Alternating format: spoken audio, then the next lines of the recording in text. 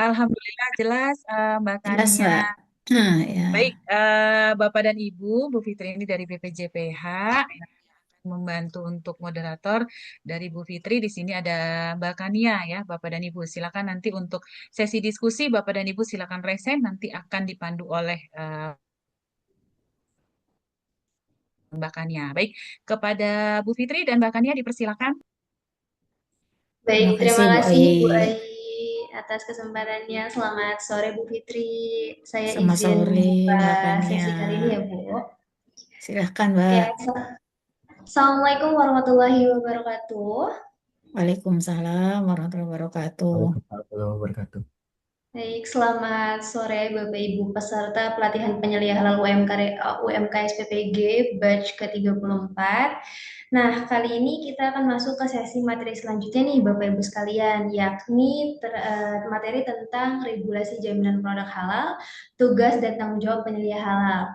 Nah, materi kali ini akan disampaikan oleh Ibu Fitriah Setiani dari tim BPJPH. Selamat sore Ibu Fitri. Selamat sore Mbak Kania. Oke, baik. Apakah Ibu udah siap Ibu untuk bisa memaparkan materi terkait dengan regulasi Ibu? Ya, insya Allah.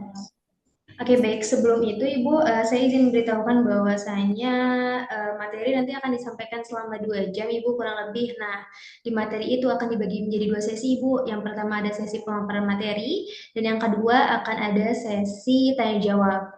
Nah, nantinya bagi Bapak Ibu sekalian yang memang memiliki pertanyaan, bisa mengajukan pertanyaannya di sesi Hmm. tanya jawab ya.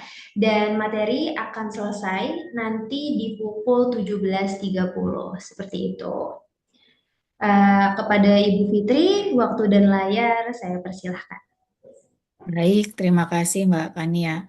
Bismillahirrahmanirrahim. Assalamualaikum warahmatullahi wabarakatuh. Waalaikumsalam warahmatullahi wabarakatuh. Waalaikumsalam warahmatullahi wabarakatuh. Alhamdulillahirabbil alamin. Assalatu wassalamu ala asrofil anbiya wal mursalin wa ala alihi wa ashabi ajmain. Rabbi shrah li sadri wa yassir li amri wahlul 'uqdatam min lisani yafqahu qawli. Yang kami hormati, ini ada Bu Ai, Mbak Kania dari Halal Institute yang menyelenggarakan pelatihan bagi penyelia halal. Yang kami hormati Bapak dan Ibu peserta pelatihan penyelia halal. Ini rata-rata dari dapur SPPG semua ya, Mbak Kania ya pesertanya. Iya, Bu. Oh, baik. Izin Bapak Ibu, saya Fitri. Saat ini saya diamanahi sebagai Kasubdit Akreditasi Lembaga Halal Luar Negeri dan Lembaga Pemeriksa Halal pada Badan Penyelenggara Jaminan Produk Halal. Nah, pada sore hari ini, mudah-mudahan Bapak Ibu ini masih tetap semangat di sesi terakhir pelajaran pada hari ini. Mudah-mudahan masih tetap semangat ya. Materinya juga terkait ketentuan regulasi dan pelaksanaan tugas fungsi Bapak dan Ibu. Mudah-mudahan pembekalan dari awal sampai sore tadi ini bisa menguatkan apa yang akan kita diskusikan dan bahas bersama pada sore hari ini. Nah, ini mungkin masih ada yang belum mute ya.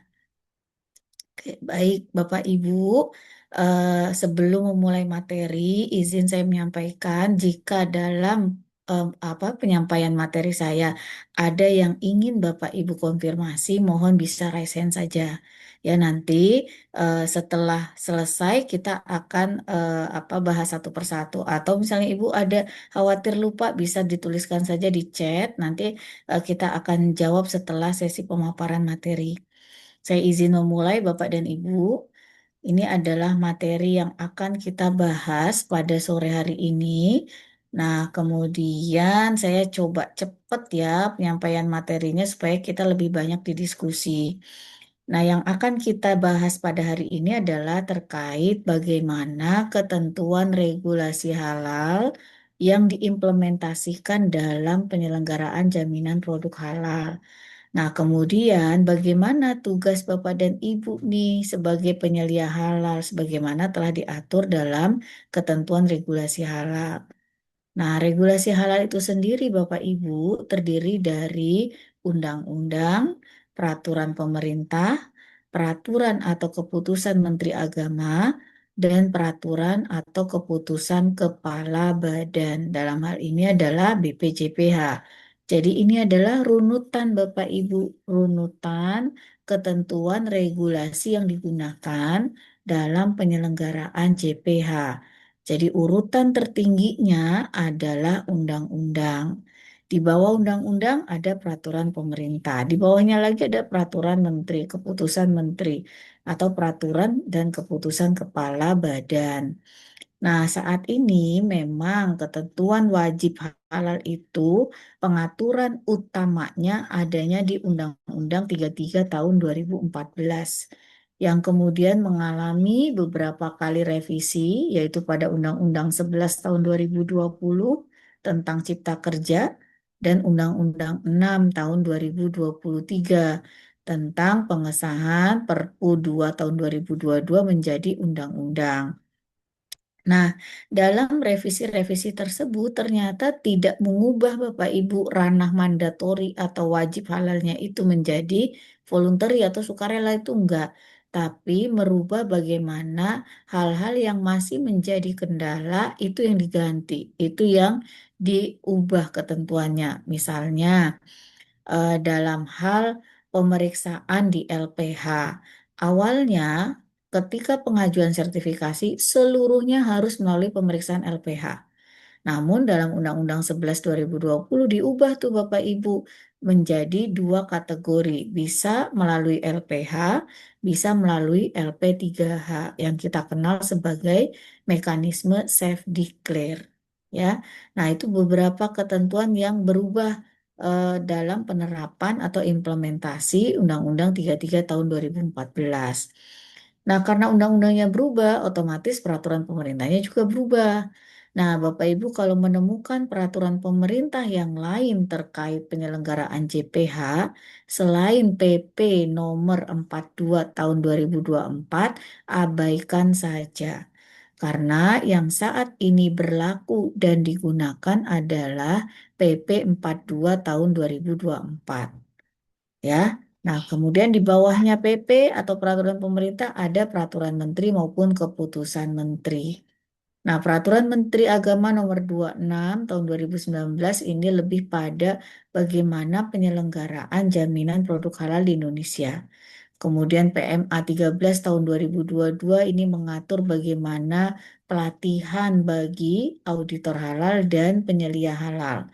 Jadi gimana nih auditor dan penyelia diberikan pelatihan? Nah, itu diaturnya dalam PMA 13 tahun 2022. Nah, untuk KMA 748, KMA 1360, KMA 944 ini adalah tiga produk regulasi yang harus Bapak Ibu penyelia halal kuasai dengan baik. Ya, nah kalau Bapak Ibu ternyata semuanya dari dapur SPPG nih, berarti Bapak Ibu harus menguasai minimal KMA 944 dan KMA 1360. Kenapa? Karena di dalam KMA 944 ini diatur Bapak Ibu jenis bahan, jenis produk apa saja yang wajib punya sertifikat halal. Artinya, ketika Bapak Ibu ini menjadi penyelia di satu dapur gitu ya, berarti kan banyak menunya. Nah, dari menu tersebut pasti kan ada bahan penyusunnya. Nah, apakah bahan penyusunnya itu harus ada bukti sertifikatnya atau tidak? Kemudian, kalau tidak, kenapa masuknya di mana? Nah, itu ada pengaturannya Bapak Ibu ya. Jadi, kalau ternyata bahan yang Bapak Ibu gunakan terdapat di dalam ketentuan KMA 944, maka bahan tersebut wajib punya sertifikat halal. Ya, tapi kalau ternyata bahan yang Bapak Ibu gunakan masuknya dalam KMA 1360, maka bahan tersebut boleh tidak dibuktikan dengan sertifikat halal. Ya, jadi Bapak Ibu pegang nih paling tidak 2 KMA ini untuk memastikan bahan yang saya gunakan wajib ada sertifikatnya atau tidak. Nah, kemudian berikutnya ada keputusan Kepala BPJPH nomor 20 tahun 2023. Nah, ini tentang kriteria SCPH Bapak Ibu. Yang tadi manual SCPH-nya sudah dibahas nih dengan Mbak Akvin satu persatu gitu.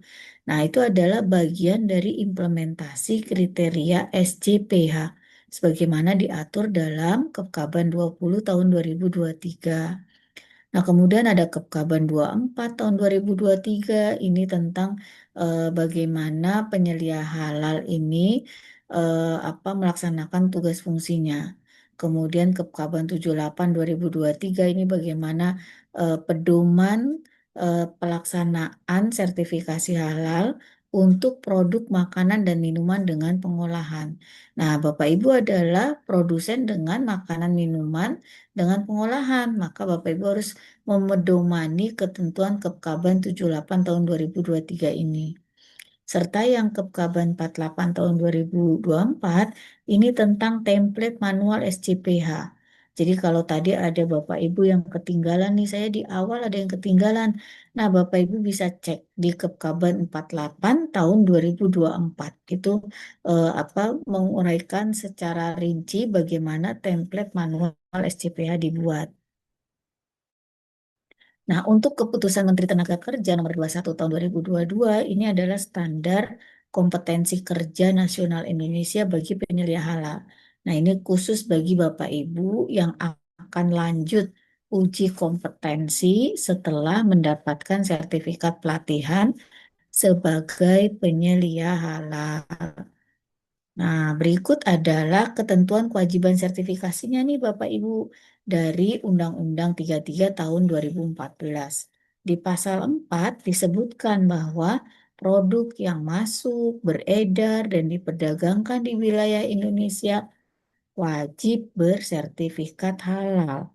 Nah, kenapa kok diwajibkan sertifikasi? Karena ada dua Bapak Ibu tujuannya. Yang pertama, perlindungan atas hak beragama, khususnya konsumen yang beragama Islam.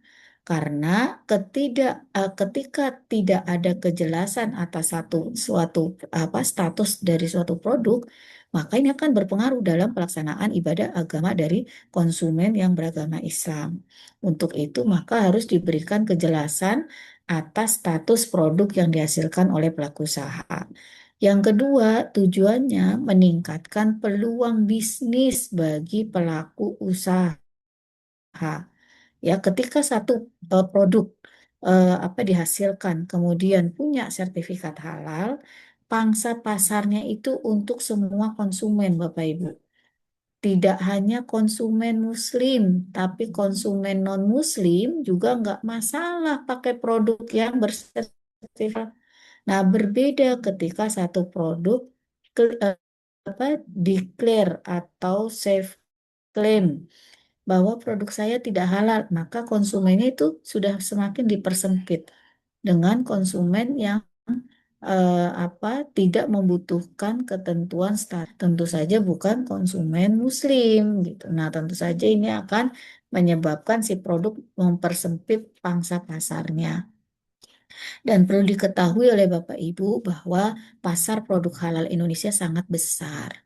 Paling tidak ketika produk halal Indonesia bersertifikat, paling tidak itu dapat menguasai pasar dalam negeri sendiri. Jangan sampai udahlah pasar dalam negeri tidak bisa pasar luar negeri tidak bisa dikuasai, pasar dalam negeri juga direbut oleh negara lain. Karena negara-negara penghasil produk halal saat ini justru datang dari negara-negara yang non-Muslim atau tidak banyak penduduk Islamnya gitu. Kenapa? Karena mereka sudah melihat halal itu sebagai peluang bisnis, bukan hanya pemenuhan atas kebutuhan konsumen Muslim, tapi peluang bisnis yang besar. Nah, terus bagaimana Bu kalau saya memang menghasilkan produk yang tidak halal? Apa saya juga harus sertifikasi? Nggak perlu Bapak Ibu. Kalau Bapak Ibu ada produknya, misalnya ada menu yang non halal, ya silahkan saja dihasilkan, tapi cantumkan keterangan tidak halal atas produk tersebut ya, pada kemasan produk atau bagian tertentu dari produk gitu ya. Statusnya adalah keterangan tidak halal, bukan label tidak halal ya Bapak Ibu, tapi keterangan tidak halal. Nah, dalam kewajiban sertifikasi memang menyapu bersih nih semua item produk baik barang maupun jasa. Tapi sebenarnya produk yang benar-benar wajib sertifikasi halal hanya 4 macam, yaitu di kategori barang. Apa kategori barang yang wajib sertifikasi halal? Itu hanya makanan, minuman, obat, atau kosmetik. Meskipun 4 macam ini wajib halal, tapi penerapannya beda-beda Bapak Ibu waktunya. Kenapa? Karena tergantung dari tingkat kesulitan masing-masing produk untuk bisa diajukan sertifikasi halalnya. Nah, bagaimana dengan produk yang lain? Produk kimiawi, biologi, rekayasa genetik, dan barang gunaan. Nah, untuk produk kimiawi, biologi, rekayasa genetik hanya wajib halal kalau digunakan untuk makanan, minuman, obat, atau kosmetik. Kalau 3 produk ini nggak ada kaitannya, nggak ada hubungannya sama makanan, minuman, obat, kosmetik, nggak perlu sertifikasi. Ya, ini ketentuan PP 42 Bapak Ibu. Jadi kalau ada oknum tertentu berusaha memeras Bapak Ibu yang ternyata produknya tidak wajib sertifikasi, maka Bapak Ibu bisa melaporkan kepada BPJPH. Eh, Termasuk juga untuk barang gunaan. Barang gunaan ini ada banyak Bapak Ibu, ada sandang, penutup kepala, aksesoris, PKRT, kemudian peralatan rumah tangga ini termasuk panci, penggorengan, kompor, kulkas ini masuk di peralatan rumah tangga ya Bapak Ibu. Kemudian perlengkapan ibadah umat Islam, kemasan produk ini masuk di dalamnya, misalnya ompreng tempat makan, kemudian plastik, styrofoam, atau kemasan produk yang lain. Nah, kemudian alat tulis dan perlengkapan kantor, alat kesehatan, bahan penyusun barang gunaan. Nah, ini masuk dalam kategori barang gunaan. Tapi meskipun disebut dalam KMA 748, barang-barang gunaan ini Bapak Ibu sekali lagi hanya wajib halal kalau ada unsur hewannya. Kalau nggak ada unsur hewannya, nggak perlu sertifikasi. Jadi tidak perlu panik dengan ketentuan kewajiban sertifikasi halal. Karena nggak semuanya kena kewajiban sertifikasi meskipun disebut dalam ketentuan undang-undang. Karena ketentuan PP-nya mengatur lebih lanjut. Ya, jadi tidak perlu khawatir kalau barang gunaan yang Bapak Ibu gunakan nggak ada unsur hewannya, nggak perlu sertifikasi. Ya, kemudian jasa pun demikian dengan jasa. Jasa hanya dibatasi 7 macam jasa ini saja Bapak Ibu. Penyembelihan, pengolahan, pengemasan, sampai dengan penyajian. Di luar ini nggak kena kewajiban sertifikasi. Contohnya jasa dokter, jasa guru, jasa perawat, jasa lawyer. Nah itu nggak perlu sertifikasi halal gitu. Hanya 7 macam jasa ini saja. Bahkan 7 macam jasa ini saja itu hanya wajib halal kalau terkait dengan makanan, minuman, obat, atau kosmetik. Jadi bagi Bapak Ibu yang punya usaha nih pendistribusian atau punya usaha jasa pengemasan yang dikemas bukan makanan, bukan minuman, obat, atau kosmetik, maka jangan khawatir buat kena sanksi karena nggak punya sertifikat halal. Cukup Bapak Ibu menyiapkan dokumen bahwa jasa kami tidak ada hubungannya dengan makanan, minuman, obat, atau kosmetik. Aman, insya Allah. Ya, kalau sudah sebegitunya masih ada juga oknum yang berusaha memanfaatkan ketentuan kewajiban sertifikasi, Bapak Ibu langsung mengajukan pengaduan saja ke BPJPH. Ya. Jadi tidak perlu khawatir ya Bapak Ibu. Tapi kalau Bapak Ibu misalnya produknya nggak wajib nih sertifikasi, cuman saya pengen punya sertifikat halal, silahkan diajukan. ya, tidak dengan paksaan, tapi memang Bapak Ibu yang ingin mengajukan sertifikasi. Kalau produknya dikecualikan dari kewajiban sertifikasi halal. Nah, berikut adalah waktu penahapan nih Bapak Ibu, waktu penahapan untuk sertifikasi.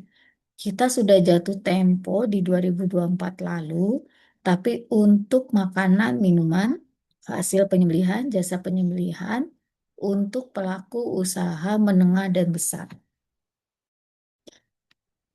Nah, untuk pelaku usaha mikro kecil, ini baru wajib halalnya nanti Oktober 2026. Jadi Bapak Ibu SPPG ini masuk dalam kategori mikro atau kecil untuk makanan, minuman. Maka pastikan sebelum Oktober 2026 Bapak Ibu SPPG-nya sudah pegang sertifikat halal. Supaya apa? Jangan sampai momen tersebut dimanfaatkan oleh oknum tertentu untuk memeras SPPG Bapak dan Ibu karena ada ketentuan regulasi yang belum dipenuhi ya. Kemudian di 2026 juga ada banyak produk lain nih Bapak Ibu yang wajib sertifikasi.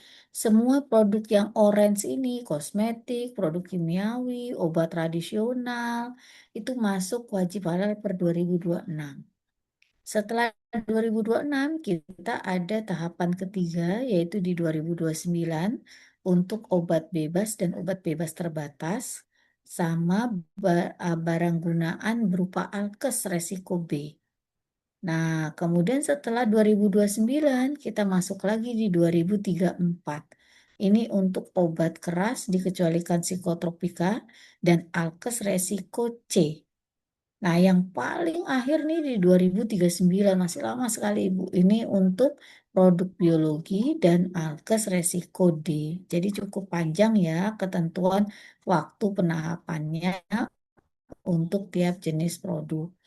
Nah, pertanyaannya adalah, Bu, gimana kalau belum jatuh tempo, saya belum punya sertifikat halal, boleh beredar. Tapi kalau sudah jatuh tempo, belum juga punya sertifikat halal, maka Bapak Ibu akan kena sanksi. Apa sanksinya? Sanksi administrasi. Apa sanksi administrasi itu? Peringatan tertulis yang pertama. Nah, dikasih nih peringatan tertulis, diberikan pembinaan, dicarikan solusi. Masih juga nggak punya sertifikat halal atau nggak mau mendaftarkan sertifikasi halal, maka Bapak Ibu akan kena sanksi yang kedua, yaitu penarikan barang dari peredaran. Nah, untuk itu maka jauh-jauh hari ini kami sangat mengapresiasi ya Bapak Ibu sudah bersiap untuk bisa memiliki sertifikat halal sebelum Oktober 2026. Nah, dalam penyelenggaraan jaminan produk halal sebenarnya ada dua hal besar Bapak Ibu yang harus dipersiapkan ketika mendaftarkan sertifikasi halal. Yang pertama adalah personel, yang kedua adalah proses. Hari ini Bapak Ibu pemilik usaha SPPG sedang mempersiapkan pemenuhan persyaratan personel, yaitu Bapak Ibu diikut sertakan dalam pelatihan sebagai penyelia halal. Karena syarat penyelia halal Bapak Ibu di pelaku usaha yang mengajukan sertifikasi hanya ada dua. Yang pertama beragama Islam, yang kedua memahami syariat Islam tentang kehalalan produk. Nah, pemahaman syariat Islam tentang kehalalan produk dibuktikan dengan sertifikat pelatihan ya. Jadi Bapak Ibu memiliki sertifikat pelatihan sebagai pemenuhan persyaratan sebagai personel penyelia halal. Nanti kalau sudah lulus pelatihan, Bapak Ibu lah yang bertanggung jawab untuk menyiapkan bagaimana bahan yang digunakan, apa saja itemnya, sudah terpenuhi belum sertifikat halalnya, kemudian apa proses produksinya seperti apa, fasilitas yang digunakan apa saja, sudah menjamin belum tidak terjadi kontaminasi, bagaimana dengan proses produksi. Nah, hal-hal itu yang akan menjadi objek kajian dan tugas fungsi Bapak Ibu sebagai penyelia halal, ya. Kemudian dalam proses pelaksanaan tugas Bapak Ibu sebagai penyelia, Bapak Ibu harus bisa memastikan bahwa bahan dan proses yang digunakan adalah bahan dan proses yang terjamin kehalalannya. Kemudian tidak ada kontaminasi dengan bahan tidak halal selama proses produksi berlangsung. Nah, berikut adalah ketentuan macam-macam bahan nih produk Bapak Ibu. Jadi dari ketentuan KMA 748, 1360, 944. Nah, kita mengklaster apa produk yang beredar di pasar menjadi 3. Yang pertama produk yang wajib sertifikasi halal. Kalau dia masuk di KMA 748 maupun 944. Yang kedua, produk tidak wajib halal. Jadi nggak perlu ngajuin sertifikasi. Nah, kalau apa? Kalau dia masuk di KMA 1360. Yang ketiga, produk tidak wajib sertifikasi halal, tapi punya kewajiban mencantumkan keterangan tidak halal. Kenapa mencantumkan keterangan tidak halal? Karena sudah pasti ada bahan tidak halal di dalamnya, kemudian apa selain ada bahan non halal di dalamnya atau prosesnya terkontaminasi dengan proses yang tidak halal. Bapak Ibu, jika ingin bertanya, mohon raise hand saja ya. Apa saya agak kurang berkenan kalau dicoret-coret ininya slide-nya. Ntar saya stop share dulu ya. Nah, kita lanjutkan nih Bapak Ibu ke ketentuan standar halal. Nah, kalau kita sudah tahu bahan itu ada 3 macam, berarti yang boleh digunakan dalam proses produk halal adalah bahan yang berstatus halal dengan sertifikat halal atau bahan yang sudah jelas halal meskipun tidak dibuktikan dengan sertifikat halal. Contohnya apa? Buah segar, sayur segar, telur segar. Nah, itu boleh langsung digunakan tanpa harus menggunakan sertifikat halal. Jadi hanya 2 kategori bahan ini. Sedangkan bahan yang satu yang mengandung babi atau mengandung bahan yang haram atau bersinggungan dengan bahan haram tidak boleh ada dalam proses produk halal. Nah, ketentuan-ketentuan tersebut diaturnya dalam Standar Halal Indonesia dan apa ketentuan keputusan Kepala BPJPH. Standar halal itu bisa dari SNI, bisa juga dari Kepkaban atau keputusan Kepala BPJPH. Nah, kalau Bapak Ibu, waduh saya nggak tahu nih Kepkaban 77 bagaimana bunyinya.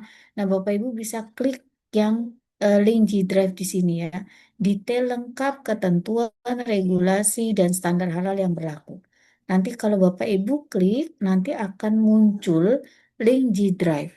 Nah, link G Drive itu sudah ada file-filenya. Saya sudah siapkan file-filenya, Bapak Ibu tinggal klik.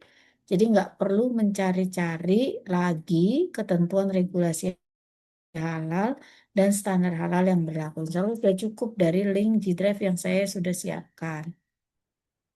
Nah, berikutnya adalah ini tentang SCPH, ya tadi sudah disampaikan secara rinci masing-masing kriterianya. Ini secara sekilas saja. Jadi SCPH itu adalah satu sistem yang terintegrasi dan bersinergi dalam proses produk halal. Mulai dari penyiapan bahan sampai produk tersebut siap edar ke konsumen. Ya, itu adalah bagian dari ketentuan SCPH. Siapa yang bertanggung jawab menyiapkan SCPH? Nah, Bapak Ibu penyelia halal yang bertanggung jawab dalam menyiapkan SCPH. Apa kriterianya? Nah, ada komitmen dan tanggung jawab, ada bahan, ada proses produk halal, ada produk dan pemantauan serta evaluasi. Nah, tiap kriteria ini Bapak Ibu harus ada evidence-nya, harus ada buktinya. Tidak bisa ibu bilang kami beli bahan halal kok, tapi nggak ada mana bukti pembeliannya, nggak ada nah daftar bahan yang digunakan dengan merek yang sama gitu. Nah itu tidak bisa. Jadi mohon Bapak Ibu pun harus menyiapkan kalau misalnya pakai minyak goreng. Nah ada bekasnya tuh yang nggak usah dibuang, jangan dibuang semua, sisakan satu atau dua kemasan untuk sampel bahwa saya dalam daftar pembelian membeli minyak goreng Mawar. Nah, nanti pada saat pengecekan penggunaan minyak goreng itu kelihatan bahwa kemasan yang digunakan memang kemasan minyak goreng Mawar. Ya, jadi Bapak Ibu harus menyiapkan bukti-bukti atas dokumen yang sudah Bapak Ibu klaim pada saat pengajuan sertifikasi halal. Nah, terkait produk Bapak Ibu ini juga harus hati-hati karena meskipun produk berbahan halal atau prosesnya tidak bercampur dengan bahan non halal, tetap tidak bisa disertifikasi. Sekali lagi tidak bisa disertifikasi kalau pertama namanya menyerupai nama ibadah keagamaan lain atau namanya menyerupai nama-nama mistis, kuburan, setan, genderuwo, pocong, apa semua mistis itu disebutkan. Nah, itu nggak bisa. Kemudian atau yang kedua namanya menyerupai pornografi, ya. Jadi tidak boleh produk halal itu namanya berbau pornografi, berbau mistis, atau berbau peribadatan agama lain, coklat Valentine gitu. Nah, itu juga tidak boleh ya. Atau telur Paskah gitu. Nah, itu juga nggak boleh ya Bapak Ibu.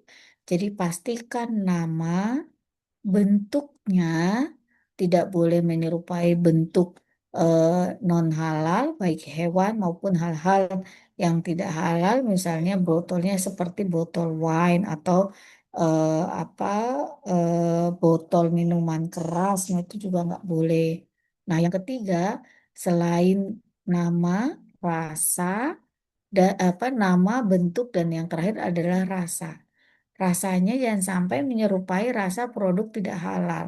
Contohnya Bapak Ibu bikin apa eh, bikin seperti keripik ya. Nah, keripik ini dikasih flavor.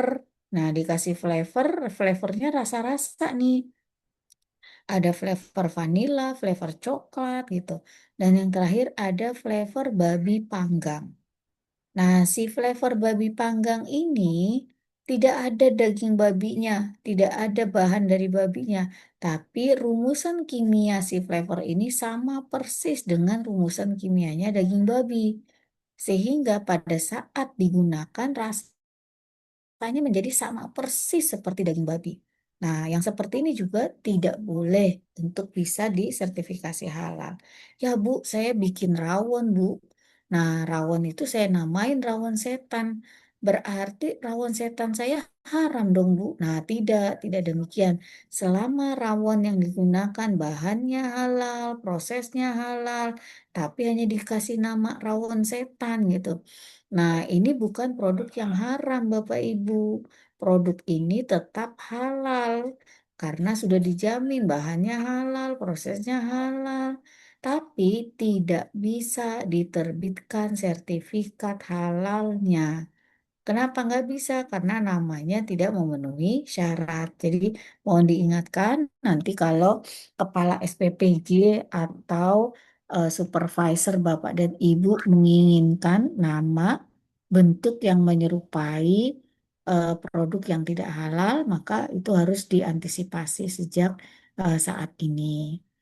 Nah, ini contoh bentuk-bentuknya nih Bapak Ibu. Lucu-lucu kan ya, boneka-boneka ini lucu-lucu. Tapi ini nggak bisa disertifikasi. Atau kemasannya begini nih. ini juga nggak bisa disertifikasi, atau seperti ini, atau seperti ini yang menggunakan anggota tubuh manusia. Nah, yang seperti ini nggak bisa sertifikasi, Bapak Ibu.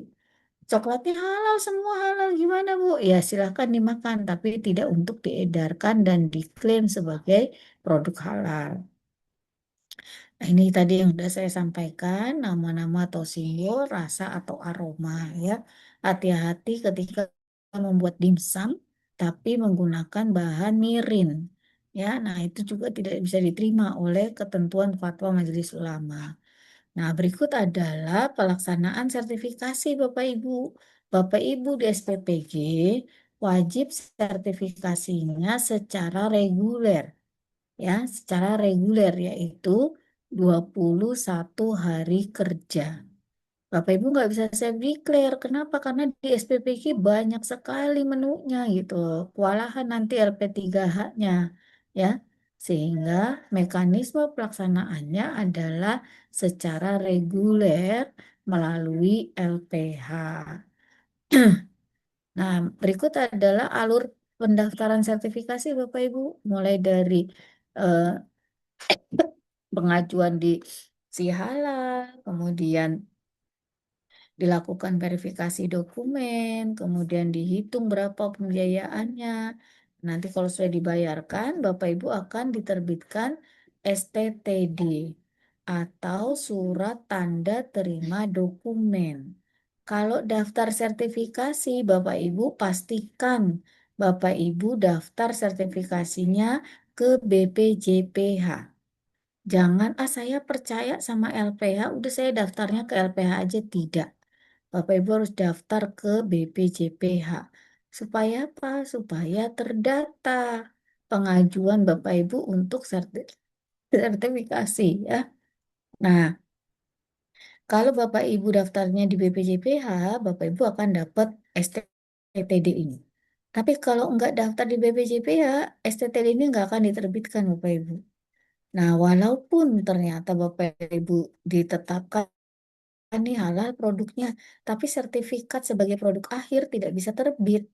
Kenapa? Karena nggak punya STTD, ya nggak punya surat tanda terima dokumen. Pengajuan pendaftarannya tidak dilakukan di BPJPH, ya. Jadi Bapak Ibu harus hati-hati dalam menentukan setiap langkah pada saat pengajuan sertifikasi. Nah, ini adalah dokumennya, Bapak Ibu. Tadi sebagian sudah disampaikan. Ada surat permohonan, kemudian template manual SCPH, itu tadi sudah disiapkan ya.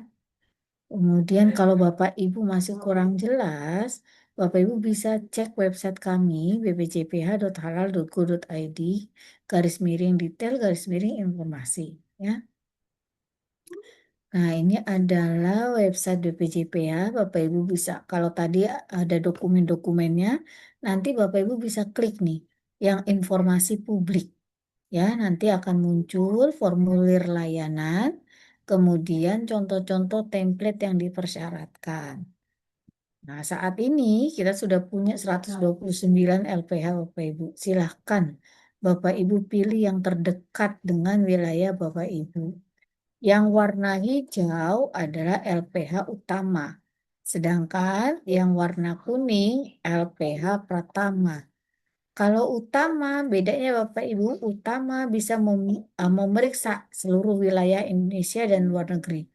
Tapi yang Pratama hanya bisa memeriksa di wilayah tempat provinsi domisili LPH saja. Nggak bisa dia meriksa lintas provinsi atau lintas negara. Ya. Nah, setelah melalui proses yang panjang, Bapak Ibu akan diberikan sertifikat halal. Seperti ini sertifikat halal Bapak Ibu tidak ada masa berlaku. Karena yang menentukan masa berlaku adalah Bapak Ibu sendiri. Selama Bapak Ibu menjaga produk tersebut tidak ada bahan tambahan atau tidak ada perubahan bahan, tidak ada perubahan proses, maka sertifikat halalnya masih tetap berlaku. Bu, saya punya sertifikat halal, Bu, atas satu bahan, tapi dia habis, Bu, per 2026 ini. Saya harus bagaimana? Silahkan Bapak Ibu kontak ke BPJPH, minta agar sertifikatnya bisa diupdate. nanti akan kami update menjadi sertifikat seperti ini yang tanpa masa berlaku ya. Nah, ini adalah label halal Bapak Ibu. Label halal itu adalah logo, ini logo dan label atau nomor sertifikat ya. Disebut label kalau terdiri dari logo dan nomor sertifikat. Kalau baru seperti ini ya baru logo halal saja. Nah, kemudian saat ini kita sudah ada pergantian antara label halal Majelis Ulama ke label halal Indonesia. Awalnya seperti ini Bu, Majelis Ulama. Tapi sekarang sudah diganti menjadi label halal Indonesia sampai dengan Oktober 2026. Oke. Nah, ini pencantuman label Bapak Ibu. Bapak Ibu kalau udah punya sertifikat, wajib ya mencantumkan label halal. Nah, tapi pencantuman label halalnya itu bisa dikecualikan. Kalau yang pertama produknya terlalu kecil. Yang kedua dijual atau dikemas langsung dalam jumlah kecil di depan pembeli. Yang ketiga produknya dijual curah. Jadi antar perusahaan, Bapak Ibu, antar perusahaan. Jadi kalau produknya tidak beredar ke pasar itu boleh tidak mencantumkan label halal. Nah, tidak mencantumkan label halal bukan berarti tidak punya sertifikat halal. Produknya tetap wajib punya sertifikat halal, tapi boleh tidak mencantumkan label halal karena produknya antara B2B ya, antar perusahaan ke perusahaan gitu. Kemudian, kalau ternyata Bapak Ibu produknya termasuk yang wajib cantumkan label halal. Nah, itu cantumkannya di mana? Cantumkannya itu pada kemasan tertentu atau bagian tertentu dari produk, ya. Nah, berikut adalah ketentuan terkait penyelia halal Bapak Ibu. Penyelia halal sebagaimana dalam PP 42 tahun 2024 merupakan orang yang bertanggung jawab terhadap proses produk halal ya. Jadi Bapak Ibu adalah personel yang dipercaya, yang diamanahi sebagai personel yang bertanggung jawab dalam proses produksi di tempat Bapak dan Ibu. Nah, karena Bapak Ibu bertanggung jawab, maka Bapak Ibu harus dapat menjamin bahwa setiap proses produksi yang ada di SPPG adalah proses produksi yang memenuhi ketentuan standar halal dan keamanan pangannya. Jadi halal dan toyib barengan, nggak jalan masing-masing, nggak jalan sendiri-sendiri gitu ya. Jadi barengan antara halal dan toyib. Nah, berikut adalah ketentuan bahwa pelaku usaha yang mengajukan sertifikasi adalah pelaku usaha yang memang punya kewajiban menyiapkan penyelia halal. Jadi kewajiban penyiapan penyelia halal ini wajib dilakukan oleh pelaku usaha. Kalau ternyata pelaku usahanya manual nih, dia sendiri semua nggak punya karyawan, ya berarti dia mengangkat dirinya sendiri sebagai penyelia halal. Tentu saja setelah memiliki sertifikat sebagai penyelia. Ya, nah ini syarat penyelia sebagaimana tadi saya sampaikan. Syarat penyelia beragama Islam, memiliki wawasan luas dan memahami syariat Islam dengan sertifikat pelatihan.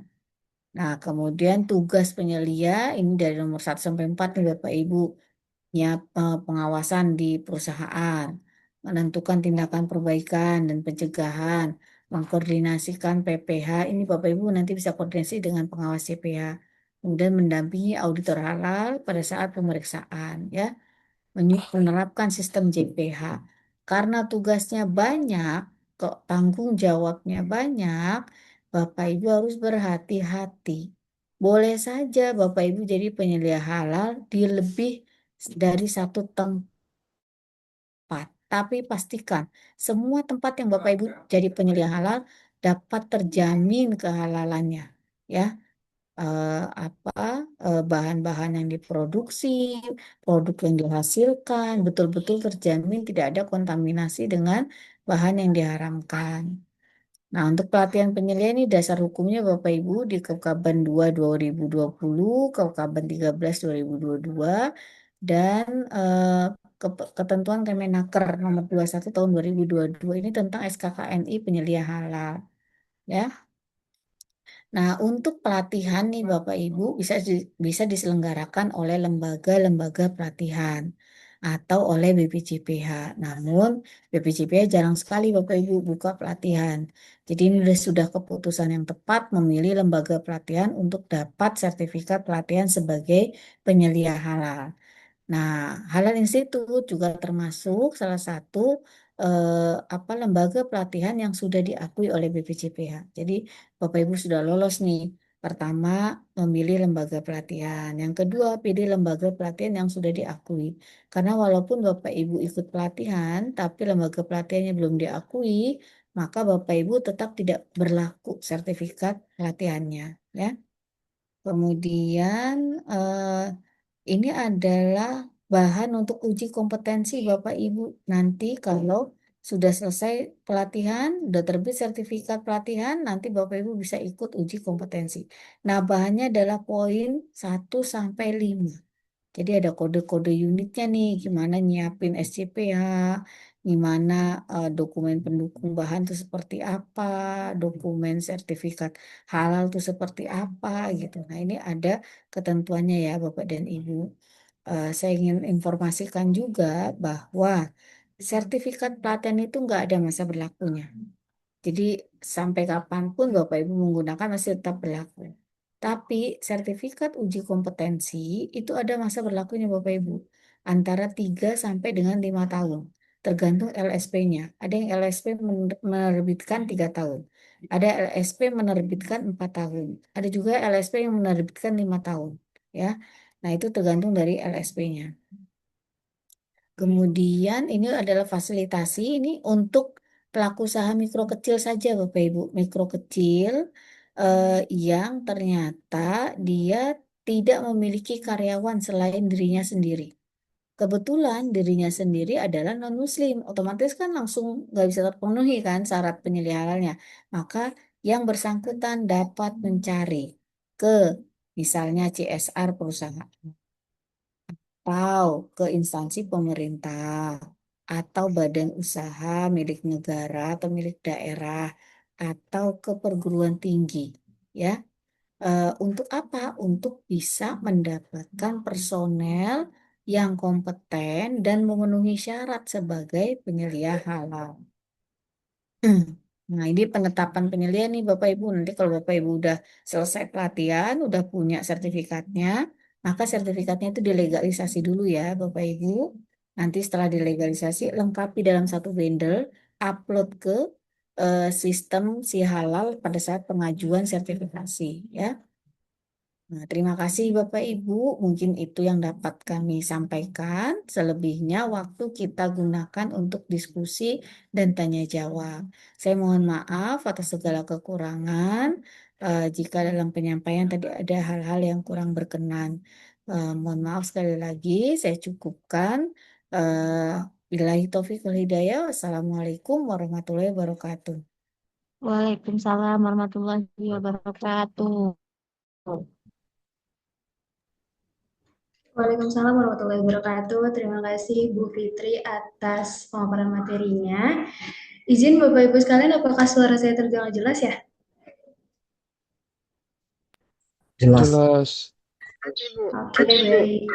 Mungkin kita lanjut ke sesi selanjutnya nih Bapak Ibu sekalian. Kita akan masuk ke sesi tanya jawab. Jadi bagi Bapak Ibu yang memang memiliki pertanyaan, bisa langsung mengajukan pertanyaannya dengan menggunakan fitur raise hand nih Bapak Ibu, atau bisa juga menuliskan pertanyaan Bapak Ibu sekalian di kolom chat.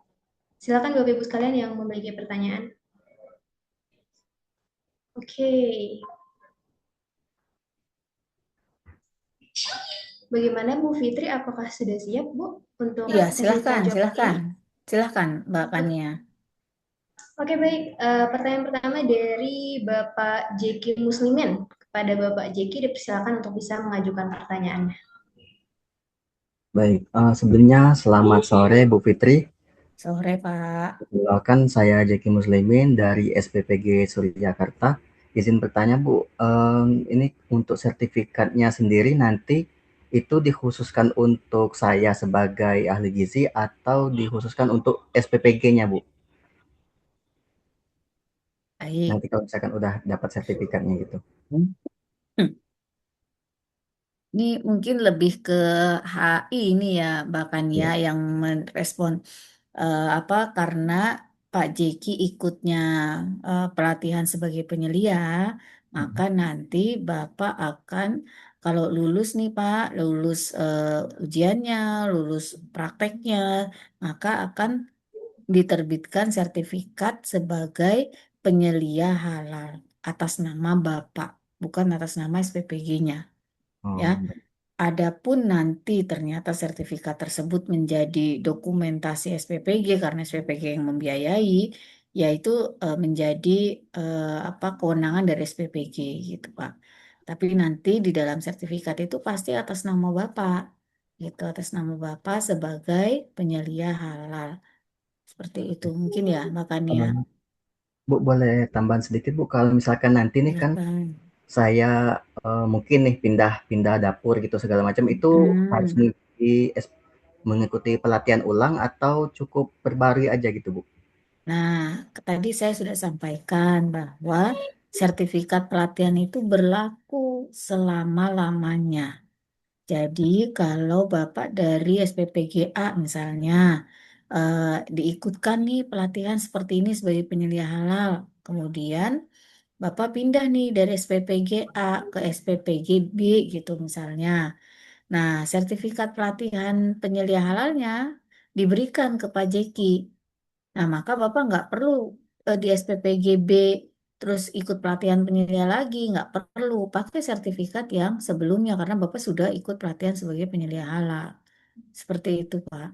Tapi kalau misalnya Bapak nggak punya evidence-nya, sertifikat pelatihan karena ditahan sama SPPGA, nah itu Bapak berarti harus mengulang pelatihan. Tapi bukan karena apa sudah pernah ikut pelatihan ya, bukan. Tapi karena Bapak nggak bisa menyiapkan bukti bahwa saya sudah ikut pelatihan sebagai penyelia halal. Seperti itu Pak Jeki. Oke, baik Bu, terima kasih. Sama-sama Bapak. Oke, baik. Apakah ada yang ingin bertanya lagi? Oke, dari Bapak Sandri Pratama. Dipersilakan Pak untuk mengajukan pertanyaannya, Pak. Selamat sore Ibu. Sore Ya, Pak. perkenalkan nama saya Sandi Pratama Ibu sebagai Kepala Mm-mm. Dapur SPPG Bekasi Kedung Waringin. eh Ingin bertanya Ibu sederhana. Sebenarnya gini Bu, kami kan sudah berjalan hampir dari bulan Agustus ya. Sudah lumayan agak lama. Jadi saya tuh mau tanya mengenai dari apa namanya? Ketika kita dalam produksi itu kemarin itu kan belum ada sertifikasi halal ya. Ketika misalnya ada bahan baku yang kurang bagus, kan kita nggak ada teguran seperti itu ya. Paling kita hanya komplain ke supplier. Nah, ketika kita mempunyai sertifikasi penyedia halal ini, apa peran dari penyedia halal itu ketika barang di eh, dapur kami itu ada kendala atau misalnya ada bahan baku yang tidak sesuai seperti itu, Bu. Terima kasih. Baik, terima kasih Pak Sandri. Ini saya langsung respon ya Mbak Kania setiap kali pertanyaan ya. Ya. Nah, untuk Pak Sandri, ini pertanyaan yang baik sekali Pak. Bahwa eh, dalam proses produk halal, kita itu harus memastikan seluruh bahan yang digunakan, seluruh proses yang dilakukan memenuhi ketentuan standar halal. Ya, kalau misalnya bahan yang digunakan tidak memenuhi ketentuan standar, maka ya jangan digunakan. Kembalikan kepada suppliernya. Karena walaupun bahannya halal, misalnya terigunya halal nih, sudah punya sertifikat halal, sudah ada label halalnya, tapi kok udah expired gitu. Nah, berarti kan dia nggak toyib untuk digunakan. Maka eh, tadi di awal saya sampaikan halal itu juga bergandengan dengan toyib. Jadi halal dan toyib itu harus seiring seirama. Terigunya halal, tapi udah expired, berarti nggak toyib. Nah, udah keburu sampai nih di SPPG, tahan, kembalikan ke suppliernya. Karena kami, SPPG kami hanya mau menerima bahan yang sesuai dengan ketentuan standar yang sudah ditetapkan. Sesuai dengan perjanjian yang sudah ditetapkan. Kami nggak beli barang expired. Yang kami beli adalah barang yang bagus, yang sesuai untuk penggunaan proses produksi kami. Itu yang pertama.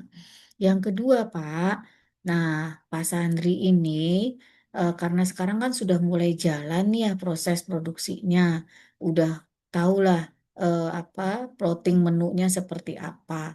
Nah, mumpung nih Pak, mumpung udah jalan, terus udah tahu nih step-step berikutnya seperti apa, dan sekarang baru saja pengajuan untuk sertifikasi. Nah, Pak Sandri harus memastikan jenis-jenis menu apa saja yang nantinya akan disiapkan di SPPG Pak Sandri. Ya, jadi pastikan menu-menunya itu apa saja. Menu yang kemarin disiapkan, yang sejak Agustus sampai dengan awal Juni ini disiapkan. Kemudian nanti sampai Juli, Agustus, sampai Desember, sampai tahun yang akan datang, itu kira-kira mau nyiapin menu apa saja. Ya, daftarin Pak semua sekarang. Jangan terbatas, saya sekarang cuma bikin 10 menu, ya udah daftarin 10 menu saja. Nah, kembali tadi sudah saya sampaikan bahwa sertifikat halal yang dipegang Bapak dan Ibu masa berlakunya sesuai dengan masa berlaku yang diinginkan Bapak Ibu. Kalau Bapak Ibu pengen tuh sertifikat halal umurnya panjang, maka pastikan dalam waktu yang lama tidak ada perubahan bahan, tidak ada perubahan proses. Maka Pak Sandri jangan sampai ketinggalan menunya. Semua daftarin aja Pak sekarang.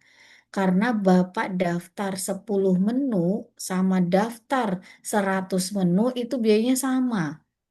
Ya, kenapa? Karena ada dalam satu jenis produk yang sama, yaitu makanan minuman dengan pengolahan ya di catering, di resto gitu itu sama Pak. Jadi Bapak daftar 10 menu sama daftar 100 menu sekarang harganya sama. Nah, daripada mubazir mendingan semua menu yang nantinya akan disiapkan Bapak siapkan saja. Bapak apa daftarkan pengajuan sertifikasinya. Nah, ketika Pak Sandri sudah jelas menu yang akan disiapkan apa saja, maka Pak Sandri bisa melis daftar bahan yang akan digunakan untuk menyiapkan 100 menu itu apa saja. Ya. Nah, nanti udah jelas tuh semua daftar bahannya. Kemudian Pak Sandri juga harus pastikan untuk bahan-bahan tertentu yang substitusinya banyak, misalnya terigu, gula, gula pasir, kemudian mentega, minyak goreng. Nah, pastikan Bapak Ibu menggunakan terigu, mentega, minyak goreng, gula pasir, garam yang tidak hanya pakai satu merek saja. Ya, jangan sekarang daftar hanya pakai satu merek, pas implementasi ternyata Bapak pakai merek yang lain yang nggak didaftarkan di awal, itu nanti kena sanksi Bapak Ibu. Ya, kenapa? Karena ketika terjadi pergantian bahan atau perubahan proses, Bapak Ibu harus lapor ke BPJPH. Apakah ini saya harus ganti sertifikat atau cukup melaporkan saja? Kalau kata BPJPH, oh ini cukup melaporkan saja, silahkan Pak diganti minyaknya pakai merek B, baru Bapak Ibu pakai merek B. Ya, jangan belum ada approval, belum ada persetujuan dari BPJPH, Bapak Ibu main ganti itu merek, padahal nggak didaftarkan di awal. Nah, supaya nggak bolak-balik lapor sama BPJPH, Bapak Ibu nanti gunakan mereknya lebih dari satu. Kalau nggak ada masalah ya sama merek-merek tersebut. Saya sarankan demikian. Gunakan mereknya lebih dari satu. Jadi kalau misalnya bulan Agustus kemarin SPPG Pak Sandri pakai minyak gorengnya merek A. Terus ternyata bulan Juni ini nih karena kenaikan BBM, si merek A harganya tinggi banget gitu. Kayaknya nggak nutup deh kalau masih pakai merek A. Ya udahlah saya pakai merek B. Boleh Pak langsung pakai tanpa harus melaporkan ke BPJPH. Kenapa? Karena merek B-nya pun didaftarkan di Sudah awal. terdaftar. Iya, karena merek B-nya sudah didaftarkan di awal gitu. Jadi mohon Bapak Ibu nih nanti pada saat pengajuan pendaftaran sertifikasi, pastikan menu-menunya menu jangka panjang. Ya, jangan menu yang terbatas. Yang kedua, pastikan bahan-bahannya ada bahan substitusi atau penggantinya supaya tidak bolak-balik melaporkan kepada BPJPH. Jadi seperti itu Pak Sandri. Baik, Ibu. Terima kasih, Ibu. Cuma hanya ingin menanggapi aja, Ibu, yang poin pertama Silakan. memang kalau untuk kita menolak bahan baku itu bahasa saya itu rekornya saya pernah nolak bahan baku 2 ton, Ibu. Itu berupa beras di mana di awal-awal Agustus September ketika program itu baru berjalan itu memang banyak sekali permainan supplier ya Bu. Banyak lagi ada yang misalnya di atas berasnya itu bagus, di bawahnya jelek segala macam. Nah, ketika itu saya pernah tolak hampir 2 ton eh, ketika datang barang bagus, ketika kita cek eh, berasnya, kita uji, ternyata dalam-dalamnya itu sudah kuning gitu loh dan tidak layak lah. Seperti, nah maksud saya, apakah bisa eh, dari pihak penyedia halal institut gitu memberikan sebuah sanksi gitu ke para supplier yang memang sudah terbukti bukan sengaja gitu Bu. Kalau hampir 2 ton, saya kira itu bukan sengaja ya. Kayak perkiraan saya itu barang bahan baku yang ditumpuk ketika dia ada orderan supaya dia mempunyai harga yang lebih murah gitu, Bu. Itu perkiraan saya waktu itu. Karena tidak ada sanksi yang kuat, saya hanya hanya minta diganti saja. Tapi dua dua tiga kali terulang kembali waktu di tahun 2025. Tapi alhamdulillah di tahun 2026 ini karena semakin banyak peraturan yang ketat di program BGN ini, alhamdulillah mengenai beras sudah tidak pernah lagi gitu Ibu. Terima kasih Hmm. Ibu jawabannya. Baik, baik, terima kasih Pak Sandri. Pak, eh, kalau sanksi itu kami di BPJPH ya Pak, bukan di Halal Institut karena Halal Institut ini adalah lembaga pelatihan. Jadi tidak bisa memberikan sanksi di luar yang ketentuan pelatihan. Nah, ini kan sudah implementasi. Di BPJPH pun Pak, kami tidak bisa memberikan sanksi kepada supplier beras yang memberikan ke SPPG. Mungkin pengaturan tersebut adanya di BGN, Pak. Jadi, supplier-supplier BGN yang tidak memenuhi ketentuan standar, maka bisa diberikan sanksi, misalnya dicabut sebagai agen atau suppliernya untuk SPPG. Nah, ini mungkin dilaporkannya ke BGN, Pak Sandri. Jadi, kami melaporkan bahwa supplier ini ternyata memasok produk yang tidak memenuhi standar atau di bawah standar, sehingga kami tolak. Bapak harus pegang buktinya, Pak. Ketika menolak satu produk atau bahan yang disuplai oleh supplier, Pak Sandri harus punya bukti yang kuat, ya, agar tidak nggak jadi bumerang nih balik lagi ke Pak Sandri gitu, disalah-salahkan segala macam. Pak Betul Sandri Ibu. harus harus punya bukti yang kuat. Jadi contoh produknya, kemudian foto produknya, Betul. catatan kedatangan, semua tuh harus lengkap dokumennya. Ya, Sehingga pada saat mengembalikan punya reasoning yang kuat, argumen yang kuat kenapa saya mengembalikan. betul Ibu. Uh, uh, Pemilik usaha SPPG-nya juga diinformasikan, Pak, bahwa kenapa saya menolak sebagai penyelia, misalnya saya menolak karena ini di bawah standar. Jangan sampai Yang salah pihak lain yang kena getahnya SPPG yang Pak Betul. Sandri kelola ya. Ya, Karena kalau kayak gitu kan misalnya tetap diolah nih tetap diterima gitu meskipun dikasih harga miring tapi ternyata kualitasnya di bawah standar. Nah, ketika dimasak sudah bisa dipastikan kan hasilnya pasti nggak sebagus yang kualitas yang sebenarnya. betul. Ini kan judulnya gizi ya Pak. Ya, Boro-boro betul, ada Bu. gizinya. Aman untuk dikonsumsi saja tidak bisa dijamin gitu.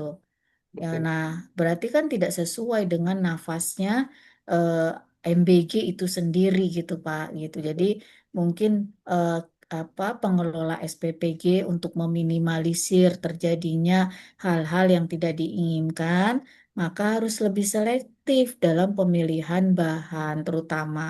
Kemudian menjaga proses, tidak hanya tidak terkontaminasi oleh bahan tidak halal saja Pak, tapi juga harus terjaga keamanan dan higienitasnya. Karena apa? Karena makanan, ngolah makanan, kalau nggak bersih, cepet basi. Kalau sudah basi, itu segala bakteri, virus, semuanya itu udah gampang berkembang biak gitu. Sehingga ketika dikonsumsi menjadi tidak layak kembali gitu. Seperti itu mungkin Pak Sandri. Baik, terima kasih Ibu. Sama-sama, Pak. Mungkin bisa langsung dikoordinasikan dengan BGN saja, Pak. Baik, Untuk Ibu. supplier-supplier yang nakal Tapi seperti ini. memang ketika itu Mm-mm, mohon izin Ibu saya potong. mm-mm, Ketika itu suppliernya itu fair, memang langsung dikirim lagi mm-mm. karena 2 ton itu hampir satu satu truk itu Bu, Iya, setengah itu. truk lah. Iya. Karena satu Bar karungnya itu kalau mm-mm, yang ukuran 50 kilo ya berarti lumayan tuh mm-mm. berapa karung. Iya, itu baru datang saja, Pak, kualitasnya udah jelek. Betul, Nah, memang kita SPPG dari awal butuh berapa lama menghabiskan gitu. betul, Itu itu hampir makin 2 minggu Bu. turun kan kualitasnya. Iya. Betul. Mm-mm. Baik, Itu terima udah kasih langkah Ibu. yang tepat, Pak Sandri. Itu Ya, kami sangat mengapresiasi langkah Pak Sandri seperti itu. terima kasih Ibu. Ya, Oke, baik. Terima kasih Pak Sandri atas pertanyaannya. Selanjutnya ada dari Bapak Restu. Mungkin Bapak Restu bisa on cam, Bapak? Karena belum ada nih gambar Bapak nih di sini. Nah, oke, baik. Silakan Pak Restu untuk mengajukan pertanyaannya, Pak. Assalamualaikum Bu Fitri. Waalaikumsalam Pak Restu. Mohon maaf Bu, itu kan untuk pengajuan sertifikat halal, itu kan Mm-mm. ada listnya untuk bahan kayak bumbu itu dituliskan semua enggak Bu itu Bu? Mm-mm. Kan kalau menu di SPPG saya kan sudah running mulai Oktober, berarti sudah yang kemarin pada saat pengajuan awal sih saya sudah merekap menu beberapa menu gitu lah kalau umpamanya itu Mm-mm. untuk bahan bumbunya itu di-listkan semua kan banyak sekali Bu. Apa itu untuk bumbu itu sama seperti bahan yang lain itu ditulis di listnya. Mohon penjelasan begitu. Baik, Pak Restu. Ada lagi, Pak? Ya, Sementara cukup baik Bu. Pak Restu. Ini Pak Restu sudah eh, mengajukan pendaftaran, masih proses pengajuan pendaftaran, atau sudah submit nih Pak, sudah kirim buat didaftarkan. Baru pengajuan Bu, belum submit Bu. Baru pengajuan. Nah, aman Pak. Jadi Pak, nanti eh, apa seluruh bahan yang digunakan oleh SPPG Parestu semuanya harus didaftarkan. Entah itu bumbu, entah itu apa bahan-bahan utamanya, misalnya sayurnya, buahnya, atau bahan-bahan yang lain, semuanya harus dirunut Pak. Apa bahan-bahan tersebut. Jadi sebagaimana tadi saya sampaikan, pertama nih langkahnya Bapak Ibu pastikan di SPPG-nya mau bikin menu apa saja. Nah, saran saya menunya jangan yang sekarang lagi dimasak aja, jangan. Karena itu akan masuk di lampiran sertifikat halal SPPG Bapak dan Ibu. Nah, kalau misalnya hanya menu sekarang aja, ternyata tahun depan ada menu baru. Nah, Bapak Ibu harus bikin sertifikat halal baru. Kenapa? Karena menu baru tersebut belum ada di daftar lampiran sertifikat halal yang sudah Bapak Ibu pegang. Sehingga Bapak Ibu pastikan dulu menunya apa. Menu yang dimasak sekarang, menu yang dimasak kemarin, tahun kemarin, atau menu yang akan dimasak tahun yang akan datang. Pastikan dulu semua menunya. Sudah pasti nih semua menunya, yakin gak ada yang nambah lagi. Nah, yang kedua adalah pastikan bahannya. Semua bahan, Pak, tidak hanya bahan habis dipakai untuk proses produksi, tapi juga bahan yang tidak digunakan dalam proses produksi, tapi mendukung proses tersebut. Apa contohnya? Contohnya misalnya kemasan produk. Kemasan produk itu harus masuk, Pak. Misalnya Bapak pakai plastik, pakai styrofoam, tulis kemasan plastik, kemasan styrofoam. Kan nggak diaduk tuh ke dalam masakan. Tapi dia mendukung dalam proses produksi sebagai wadahnya atau sebagai tempat alasnya. Nah, itu harus dituliskan kemasan produk. Yang kedua, bahan pencuci peralatan produksi. Sabun cucinya nih, Pak, sabun cuci piringnya apa? Pakai sikat apa enggak? Tuliskan semua. Ya, kalau misalnya pakai sabun cuci piring, mereknya apa itu dituliskan, Pak, jangan ketinggalan. Nanti Bapak akan bolak-balik nih kalau nggak lengkap data bahannya. Kemudian yang ketiga yang sering kali terlewatkan adalah air. Kalau Bapak Ibu menggunakan air, baik air yang digunakan untuk memasak atau air yang digunakan untuk mencuci, masukkan bahan air dalam daftar bahan. Tapi jangan polosan aja nih Pak Restu. Polosannya itu maksudnya gimana? Polosan saja air titik gitu, nggak ada keterangannya air apa.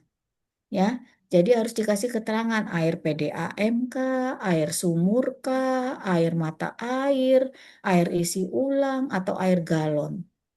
Ya, karena statusnya berbeda Pak antara air mata air dengan air galon.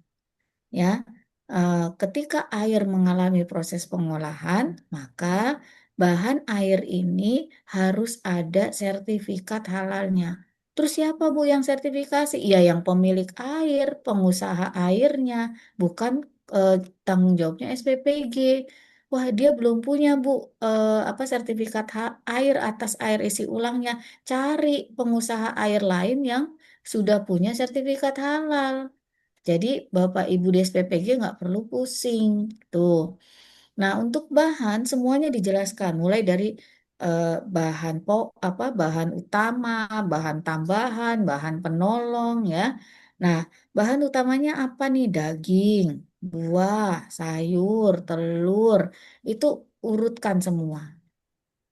Semua produk hewan yang melalui proses sembelihan Bapak Ibu pastikan punya sertifikat halalnya.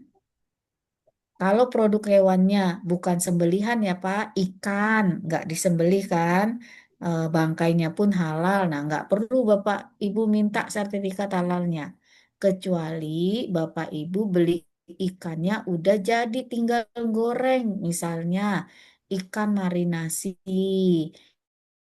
ikan pindang ya, eh, atau bandeng yang dipresto udah dibumbuin udah dipresto tinggal goreng. Nah Bapak Ibu harus minta sertifikat halalnya kalau sudah seperti itu meskipun barangnya ikan, bukan gara-gara ikannya Bapak Ibu, tapi bumbu yang digunakan dan proses pengolahan yang dilakukan atas ikan tersebut. Terus kalau bumbu nih misalnya, kalau Bapak Ibu beli bumbunya masih buletan, masih segar, bawang segar, cabai merah utuh, cabai hijau utuh, lada masih bulet-bulet, kemiri masih bulet-bulet, nggak perlu minta sertifikat halal. Cukup tuliskan saja apa lada bulat, bawang merah segar, cabai merah segar. Cukup tuliskan itu saja, itu udah cukup. Nggak perlu minta sertifikat halal. Tapi kalau bumbu yang Bapak Ibu pakai sudah jadi bubuk atau dalam bentuk kemasan, lada bubuk merek A, kemudian kemiri bubuk atau bawang putih bubuk. Nah, pastikan bumbu-bumbu bubuk tersebut punya sertifikat halal dan sebutkan mereknya apa ya. Karena kalau enggak itu suka bolak-balik tuh antara eh, pelaku usaha dengan auditor. Atau nanti auditor ada yang kelewat, balik lagi dari komisi fatwa. Ya, jadi mohon benar-benar hati-hati dan memang butuh kesabaran Pak Restu. Karena apalagi SPPG ya, yang misalnya menunya Bapak udah siapin banyak, pasti bahannya juga banyak. Nah, nanti dibikin matriks tadi udah sudah ada tadi contohnya ya Pak Restu.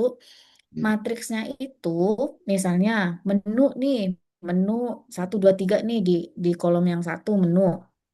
Nah, yang kolom berikutnya itu misalnya untuk bawang merah, cabai merah, cabai hijau, kemudian terigu, mentega. Nah, satu menu yang menggunakan beberapa bahan yang sama, udah checklist aja, tinggal checklist. Jadi Pares tuh nggak perlu berkali-kali nulis bawang merah lagi, cabai merah lagi, nggak perlu. Tinggal iya, checklist saja. Itu akan sangat memudahkan pada saat mendata dari 100 bahan yang dituliskan. Si menu A pakai bahan berapa puluh gitu. Itu akan ketahuan di situ. Ya, dan iya, memang itu syaratnya Pak. Begitu. Jadi tidak boleh ada bahan yang ketinggalan. Bahkan kalau ternyata bahannya bisa digantikan dengan merek yang lain. Nah, Pak Restu jangan tuliskan satu merek saja ya iya, supaya akan eh, sangat memudahkan kerja Bapak ke depannya. Jadi nggak perlu lapor BPJPH kalau mau ganti merek, nggak perlu jadi harus ngajuin sertifikasi ulang, nanti auditor datang lagi, bayar lagi, Bapak Ibu harus repot mendampingi auditor lagi gitu. Nah, supaya tidak seperti itu harus diantisipasi sejak awal ya. Alhamdulillah iya, kalau belum pengajuan Pak, betul-betul iya. hati-hati dalam pendataan bahan dan menu yang akan disiapkan ya Pak. Iya. Bu, ini saya bertambah Ibu, mohon maaf Bu. Mm-mm. Itu Boleh, kan boleh. saya pakai air pengolahan sendiri Bu. Nah, Mm-mm. air air pengolahan sendiri Mm-mm. itu sudah di apa istilahnya diperiksa oleh Labkesda. Bahan Mm-mm. secara pemeriksaan Labkesda itu apakah saya itu harus mengajukan penyertifikatan halal untuk air yang dipakai itu Bu? Ya, baik Pak Restu. Nah, pemeriksaan air yang Bapak olah di lab Kesda itu kan untuk menguji kualitas airnya. Layak Iya, atau tidak ya Pak, aman atau iya, tidak digunakan. Tapi tidak untuk menguji status kehalalannya. Nah, karena Bapak menghasilkan air pengolahan yang ini digunakan untuk sendiri, tapi ternyata produknya untuk orang lain, maka pengolahan air yang Bapak gunakan itu kena kewajiban sertifikasi, Pak. iya, Nah, untuk memastikan bahwa air yang Bapak olah itu aman dari bahan yang terkontaminasi najis. Kenapa? iya, Karena pada saat proses filterisasi air, itu filter itu rata-rata ada arang aktifnya, Pak. Arang aktif yang digunakan itu bisa berasal dari tumbuhan, tapi bisa juga berasal dari tulang hewan. Nah, kalau dari tumbuhan aman, tapi kalau dari tulang hewan, nah ini harus dipastikan hewan apa itu yang digunakan tulangnya untuk filter gitu. Nah, hewannya hewan apa? Nah, itu harus punya kepastian.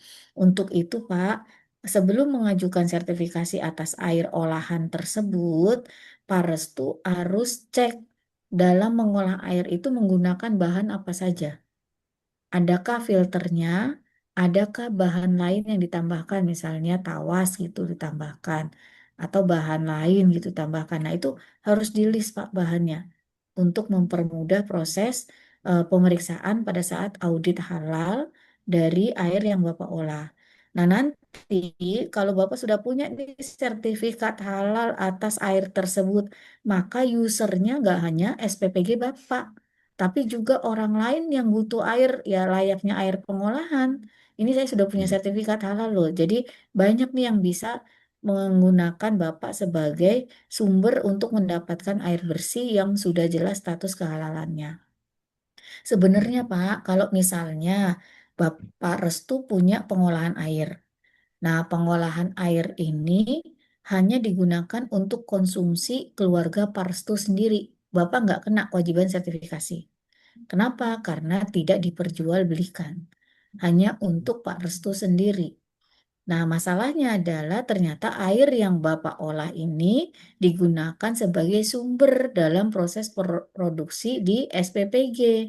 SPPG yang mengonsumsi orang banyak. Nah, itu makanya Bapak kena pengajuan sertifikasi. Jadi seperti itu ya, Pak Restu. Iya, Ibu, makasih Bu. Sama-sama, Bapak. Oke, terima kasih Pak Restu atas pertanyaannya. Kita lanjut ke pertanyaan dari kolom chat dulu ya. Ibu, ada satu pertanyaan titipan ini tadi di sesi sebelumnya. Jadi pertanyaan dari Ibu Nur Romadona Lalatul Qadriyah. Nah, beliau menanyakan terkait dengan ketika SPPG kami akan menggunakan produk baru yang belum terdaftar di bahan produk halal yang sudah diajukan, maka menurut aturannya tadi tidak boleh digunakan dan harus melakukan pengajuan terlebih dahulu. Nah, pertanyaannya Ibu, cara dan alur pengajuannya itu bagaimana ya Bu? Mungkin izin Ibu bisa langsung dijawab. Ya, baik. Nah, kalau misalnya ada nih Bapak Ibu yang sudah terlanjur mengajukan pendaftaran sertifikasi, kemudian tapi belum proses audit nih misalnya oleh auditor. Nah, nanti Bapak Ibu bisa perbaikan di auditor, ya. Tapi kalau ternyata udah diaudit, udah terbit sertifikat halalnya, nah saya ada bahan yang mau saya ganti karena harganya mahal nih sekarang. Saya mau ganti yang lain aja yang lebih murah. Nah, Bapak Ibu harus pengajuan dulu di akun si halal Bapak dan Ibu. Ya, nanti ada tuh daftar akunnya pengembangan gitu. Nah, Bapak Ibu ajukan di pengembangan, pengembangan produk. Nah, sampaikan bahwa ada bahan yang saya rubah, saya bahan yang saya ajukan untuk ditambah. Nah, nanti dari verifikator akan mengecek dulu, oh yang seperti ini, oke ini nggak usah perpanjang, nggak usah pengajuan baru, silakan apa nanti kami tambahkan saja dalam daftar bahan Bapak dan Ibu yang ada di si halal. Nah, udah aman. Oke, berarti Bapak Ibu bisa pakai itu bahan. Tapi kalau belum ada cross check atau konfirmasi dari verifikator, jangan digunakan terlebih dahulu. Ya, karena nanti bisa jadi malah datang pengawas CPH, kemudian Bapak Ibu ketahuan menggunakan bahan yang tidak sesuai dengan bahan yang didaftarkan. Yaitu malah nanti akan kena sanksi Pak gitu karena tidak komitmen dengan ketentuan yang sudah disepakati pada saat pengajuan sertifikasi. Dan perlu kami sampaikan di sini Bapak Ibu bahwa sesuai dengan ketentuan Undang-Undang 33 2014, pelaku usaha yang sudah memiliki sertifikat halal namun tidak menjaga apa kehalalan atas produk yang dihasilkan, maka dapat diberikan pidana atau dijatuhi pidana penjara paling lama 5 tahun atau denda paling banyak 2 miliar. Nah, itu benar-benar ternyatakan Bapak Ibu dalam Undang-Undang 33 tahun 2014. Jadi Bapak Ibu sekali mengajukan pendaftaran sertifikasi, kemudian dinyatakan halal dan masa berlaku sertifikat halal tersebut masih valid, Bapak Ibu berkomitmen untuk menjaga kehalalan atas produk yang bersertifikat halal tersebut, ya. Kalau ternyata komitmennya goyah nih, hilang, bahkan nggak ada lagi, nah Bapak Ibu bisa kena sanksi. Itu baru sanksi dunia Bapak Ibu. Apa pidana penjara 5 tahun, denda 2 miliar itu baru sanksi dunia. Belum sanksi akhiratnya. Begitu banyak orang yang mengonsumsi produk yang dianggap halal, padahal statusnya tidak halal gitu. Itu jadi, nauzubillah jadi dosa jariah bagi Bapak dan Ibu sebagai penyelia halal dari apa pelaku usaha yang menghasilkan produk tersebut. Maka dari itu, sejak awal kita harus betul-betul menginisiasi bagaimana agar produk yang dihasilkan di SPPG Bapak dan Ibu ketika sudah dinyatakan halal, memang benar kehalalannya. Statusnya itu beneran halal, bukan halal-halalan gitu. Nah, mudah-mudahan apa yang Bapak Ibu kerjakan ini akan tidak hanya menghasilkan eh, apa eh, nilai di dunia saja Bapak Ibu, tapi juga bisa jadi amal jariah Bapak dan Ibu gitu. Ya, jadi Bu Nur Rohmah, nanti di akun si halalnya Bapak ya Bu Nur Rohmah ngajuin saja pengembangan produk ya, tambahkan bahan yang sebelumnya tidak ada. Itu nanti verifikator akan mengapprove baru Bu Nur Rohmah ganti bahannya ya. Bu Fitri, izin tanya, Bu. Boleh boleh silakan. Izin tanya, apa ada Heeh. regulasi baru ya Bu? Kalau misalnya persetujuan, kalau ada bahan baru, kita nggak pakai persetujuan bahan lagi, tapi langsung daftar seperti yang tadi Bu Fitri infokan ya, berarti langsung masuk pengembangan. Iya, langsung masuk pengajuan saja, Bu. Langsung masuk Oh, pengajuan untuk hmm, pengembangan bahan. Nah, nanti kan hmm, akan dikonfirmasi. Loh, kok ini hmm. cuman ganti ya kayak gitu. Loh, ini cuma timnya, iya Bu, saya cuma ganti merek minyak goreng gitu. Nah itu mungkin nanti tidak diteruskan untuk jadi sertifikat halal baru. Hanya didokumentasikan, oh berarti nanti di dalam daftar bahannya akan ada tambahan minyak goreng merek baru gitu. Tapi kalau ternyata ngajuin pengembangan dan memang ada produk Hmm, baru yang dihasilkan, misalnya menu yang hmm. sebelumnya nggak ada, terus sekarang jadi ada. Nah itu akan dilanjutkan ke proses apa pemeriksaan sampai nanti terbit sertifikat halal baru yang sudah lampirannya sudah mencantumkan menu-menu baru yang didaftarkan belakangan, Bu Ai. Oh, kalau misalnya kita hanya perubahan di bahan atau supplier gitu, Mm-mm. kita tetap harus daftar pengembangan ya Bu, nggak Iya, bisa pakai persetujuan iya, lagi. karena sepertinya belum ada Hmm. akun apa folder sendiri untuk bisa upload hanya ini Oh iya, penambahan bahan baru iya iya gitu. benar. Iya iya. Berarti semuanya memang harus maju ke pengembangan dulu, Bu. Nanti diverifikasi, oh ini cuma tuker merek ya, sama-sama minyak goreng Hmm. halal gitu, tapi cuma tukar merek, iya. Nah itu nanti prosesnya hanya dokumentasi saja gitu, karena hanya Tapi tukar merek biayanya saja sama ya Bu ya. Tapi nggak untuk ada biayanya. biayanya, Kalau oh nggak ada tidak biaya. ada Hmm? proses, kalau tidak ada proses pemeriksaan atau Hmm. tidak ada pengajuan menu baru, nggak ada biayanya. Bukan hanya dokumentasi saja. Hmm. Jadi si merek minyak goreng merek B yang tadinya nggak ada jadi ada. Nah itu nanti dimasukkan dalam daftar bahan ya, si pelaku usaha. Seperti itu Bu Ai. Baik, ya terima kasih Mm-mm. banyak Bu Fitri. Sama-sama Ibu, Iya, jadi sama-sama. baru baru terinfo soalnya. Gitu. Mm-mm-mm. Baik, Nanti terima kasih. kami konfirmasikan juga untuk sosialisasi terkait ini, Hmm. Bu. Baik, silakan dilanjutkan Mbak Kania. Terima kasih Bu Fitri. Sama-sama, Bu Ai. Oke, baik. Terima kasih Bu Ai atas pertanyaannya. Kita lanjut lagi ke pertanyaan dari kolom chat. Ibu Fitri, izin Mm-mm. dari Bapak Fursatul Hasana. Pertanyaannya ini Bu, bagaimana dengan air galon isi ulang yang belum memiliki sertifikat halal Ibu, apalagi pemiliknya non-Muslim? Mungkin bisa Mm-mm. dijawab Ibu Fitri? Iya, kalau belum punya sertifikat halal ya jangan digunakan. Tadi saya bilang, ganti aja cari air isi ulang yang lain yang sudah punya sertifikat halal. Gitu. Ada banyak kok yang kalau nggak salah saya sebut merek ya, biru itu air isi ulang biru itu sudah punya sertifikat halal Bapak Ibu. Jadi kalau misalnya memang eh, apa penggunaannya itu untuk air isi ulang, penggunaannya memang slotnya untuk air isi ulang ya cari air isi ulang yang sudah punya sertifikat halal saja. Kalau belum punya ya nggak usah digunakan. Karena dengan begitu memaksa produsen untuk mengajukan sertifikasi. Kalau nggak sertifikasi terus kita tetap pakai bahannya, kita tetap pakai produknya, ngapain saya sertifikasi? Orang saya nggak punya sertifikat halal juga laku, kan begitu.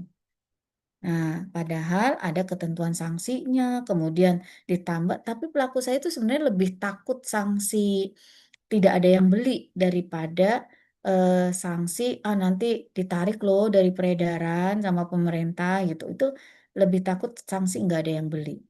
Jadi Bapak Ibu yang memang sudah mengajukan sertifikasi, kemudian membutuhkan bahan yang sudah jelas status halalnya, ya cari yang jelas status halalnya. Kalau ada produsen dia nggak jelas status halalnya, meskipun UMK ya, karena kan saya dengar juga SPPG, kalau beli bahan cari dari penghasil yang UMK. Meskipun UMK tekal, tapi kalau dia nggak mengajukan sertifikasi, ya berarti kan tidak memenuhi kebutuhan SPPG Bapak dan Ibu. Seperti itu, Mbak Kania. Oke, Iya, baik. Ibu. Semoga tadi pertanyaannya. Iya, Ibu, gini, untuk wilayah Manggarai ini, Bu, Mm-mm. ent- belum ada, Bu. Ada 3 untuk di wilayah Manggarai ini, belum ada yang memiliki sertifikat sama sekali. Hmm, kalau begitu berarti sounding ke pelaku usahanya. Kami nggak bisa beli ini airnya kalau nggak punya sertifikat. Coba deh diajukan sertifikatnya supaya bisa kami beli. Nah, sementara mungkin yang apa yang tadi Pak Restu lakukan tuh ngolah sendiri airnya, kemudian jelas statusnya, nah, seperti itu. Bu Bu siapa tadi yang menanyakan? Ke sana, Ibu. Bu Hasanah. Suatu Hasanah. Ya, Bu Uswatun Hasanah ya. Ibu, Iya. sementara itu kita punya dapur ini menggunakan Mm-mm. ini air minum itu. Selain selain air itu ada nggak Bu air lain untuk penggantinya? Ada, Ibu, cuman memang harganya terjangkau. Nggak air apa? Ini kalau air air gunung nih ada yang nanya nih Pak Ahmad Mutohar, air gunung nggak perlu sertifikasi Pak. Kalau air dari alam nggak perlu Ya. sertifikasi. Mau itu air gunung, air mata air tanah itu nggak perlu sertifikasi. Yang perlu sertifikasi adalah ketika air tersebut apa dilakukan eh, filterisasi atau proses pengolahan, penyaringan, kemudian penambahan bahan tertentu gitu sehingga layak untuk dikonsumsi gitu. Nah, proses itulah yang menyebabkan si air bisa jadi berubah statusnya gitu. Nah, Komisi Fatwa juga ini agak kenceng juga Bu Uswatun Hasanah, apa ketika jelas tuh di situ menuliskan bahan air. Hanya ditulis air saja itu biasanya dikembalikan untuk dikonfirmasi ini airnya dapat dari mana gitu. Nah, kalau tahu air isi ulang pasti ditanya mana sertifikat halalnya gitu.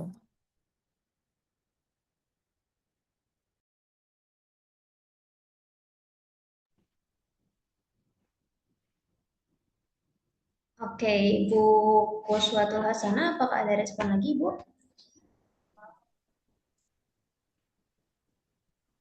Mungkin ada Oke, air mungkin pengganti lain ya, Bu Swatun, misalnya dari air tanah kah, atau dari air mata air gitu. Sementara sambil menunggu ada air yang memang sudah memiliki sertifikat ketika air tersebut melalui proses pengolahan. Seperti itu Mbak Kania, Bu Swatun. Oke, baik. Dan ini ada pertanyaan dari Pak Ahmad Mutofar, mungkin sudah terjawab ya Bapak. Jadi untuk air gunung itu tuh tidak perlu sertifikat halal. Seperti itu.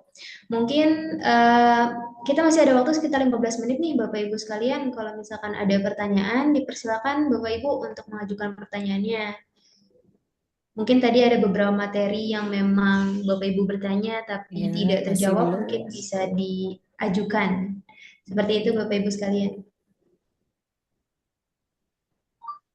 Silakan Bapak Ibu penyelia apa Boleh saya peng- lagi, Bu Fitri? silakan Bu Ai, silakan. Iya, Bu, kan di menu si halal itu kita belum ada untuk menu melapor audit internal ya, Bu ya, Mm-mm. 1 tahun sekali. Nah, Yang enam ini bulan Bu, yang 6 bulan oh sekali ya. ya 6 bulan sekali. Nah, itu kita Mm-mm. melapornya kemana ya, Bu ya? Ke eh, email atau bagaimana? Ya, untuk yang pelaporan 6 bulan sekali, ini memang sudah diatur ya Bu, dalam ketentuan PP itu disebutkan 6 bulan sekali. Tapi PP ini butuh regulasi teknisnya Bu. Nah, yang belum ada regulasi teknisnya, sama mungkin apa sambungannya di si halal ya. Nanti kita tunggu ya Bu, apa di si halal itu harus disiapkan bagian yang memang menerima proses pelaporan yang dilakukan oleh pelaku usaha yang memiliki sertifikat halal per 6 bulan sekali. Karena sudah ada ketentuannya di PP. Nanti saya konfirmasi kembali dengan tim Pusdatinnya, Bu. Ini sampai sekarang belum ya, Bu, ya, yang pelaporan 6 bulan itu? Iya, Bu. Belum Jadi ada. mungkin saya nggak tahu ya, Bu, kalau mungkin perusahaan Mm-mm. yang sudah sertifikasi dari 2021 pertama kali Mm-mm. BPJP Mm-mm. ada ya, itu mungkin agak bingung juga mereka kita mau laporannya kemana Oke, nih? Kan katanya di baik-baik. PP-nya wajib, katanya Iya, gitu. Nah, itu betul-betul sempat di PP-nya wajib. ah, nah itu sempat Mm-mm. ada yang bertanya, Bu. Jadi mereka bingung kita mau lapor Mm-mm. kemana? Nanti kita takut nih kalau kena surveillance, katanya gitu. Mm-mm, betul-betul. Tuh. Baik. Baik, Bu. Ini saya coba konfirmasi kembali dengan tim Pusdatin terkait pelaporan untuk audit internal yang per 6 bulan. Memang di PP pengaturnya tiap 6. Memang masa berlakunya selama tidak terjadi perubahan bahan dan proses. Tapi pelaku usaha ada kewajiban nih, Bapak Ibu. Pelaku usaha ada kewajiban tiap 6 bulan sekali melaporkan hasil audit internalnya. Untuk apa? Untuk memastikan bahwa dalam 6 bulan terakhir memang tidak ada perubahan bahan ataupun perubahan proses gitu. Jadi bukan berarti nggak ada masa berlaku, loss begitu aja nih, nggak ada kontrol gitu. Tetap ada kontrolnya. Nah, hanya saja mungkin apa kami di BPJPH juga masih improve terus Bu Ayi untuk Hmm, si halalnya gitu. Tidak hanya di bagian sertifikasi, tapi juga di akreditasi ini kami juga terus progres untuk menambahkan menu-menu, kemudian menambahkan item yang sekiranya perlu gitu. Nah, ini mungkin perlu nanti kami konfirmasi terkait pelaporan yang disampaikan pelaku usaha tiap 6 bulan itu adanya di mana bagian foldernya. Insya Allah Bu ya, Ai. baik, terima kasih Bu Fitri. Sama-sama Ibu, ini jadi Baik, apa konfirmasi juga buat kami iya. ini Ibu. Benar, karena kami perlu menginformasikan kalau misalnya ada perusahaan yang sudah tersertifikasi ya Bu ya, itu mereka Mm-mm, bingung betul, mau kemana karena betul, mereka betul. takut nih kalau tidak mengirimkan gitu, takut ada Mm-mm, sanksi gitu. betul, betul Bu, betul. Baik, silakan dilanjutkan Mbak Kania. Oke, baik. Mungkin Bapak Ibu sekalian masih ada waktu nih 10 menit lagi Bapak Ibu. Mumpung lagi ada pemateri dari BPJPH langsung nih Bapak Ibu. Jadi kalau misalkan Bapak Ibu masih ada pertanyaan atau keraguan, bisa langsung ditanyakan nih Bapak Ibu.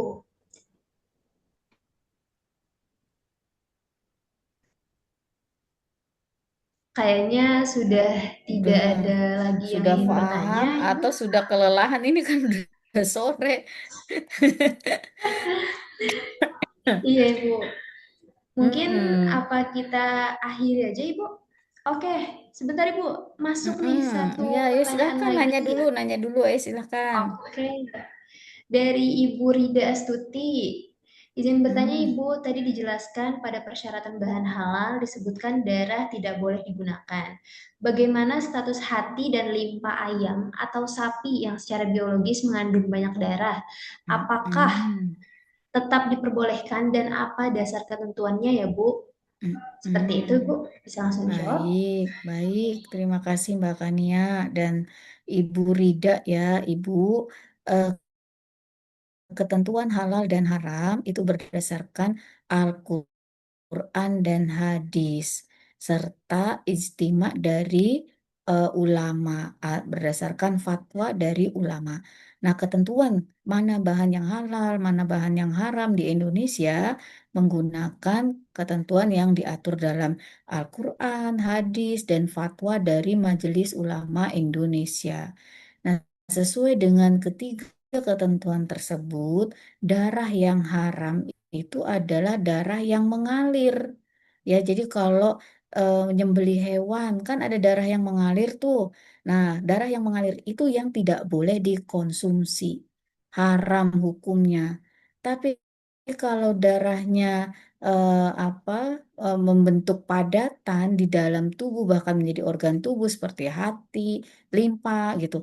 Nah, itu halal Bapak Ibu selama hewannya disembelih sesuai ketentuan syariah Islam. Ya, jadi tidak ada ketentuan hati dan limpa dari hewan halal yang disembelih dengan syariah Islam, dengan ketentuan yang memenuhi syariah Islam, menjadi tidak halal karena dia masuk dalam kategori darah gitu. Kenapa? Karena hati dan limpa itu darah yang membeku, bukan darah yang mengalir. Sehingga boleh untuk dikonsumsi gitu. Larangan konsumsinya itu hanya untuk darah yang mengalir. Jadi mengalir waktu disembelih kemudian ditadahi gitu, kemudian dibekukan di luar tubuh si hewan itu, nah itu yang nggak boleh. Ma'rus itu haram itu, Bu Rida. Seperti itu bukan ya? Oke, baik. Semoga bisa menjawab pertanyaannya ya, Bu Ida. Mm-mm. Lanjut, Bapak Ibu sekalian. Kita Silakan, masih ayo, ada mumpung masih waktu, ada Bapak Ibu waktu. sekalian. Nanti ternyata pertanyaan muncul pas sudah selesai. Kadang seperti itu nih, Bu. Tadi waktu penjelasan Mbak Akvin tuh kayaknya ada yang tanya manual SCPH ya, yang di awal-awal itu. Itu apa itu yang masih kurang jelas di manual SCPH yang di awal itu?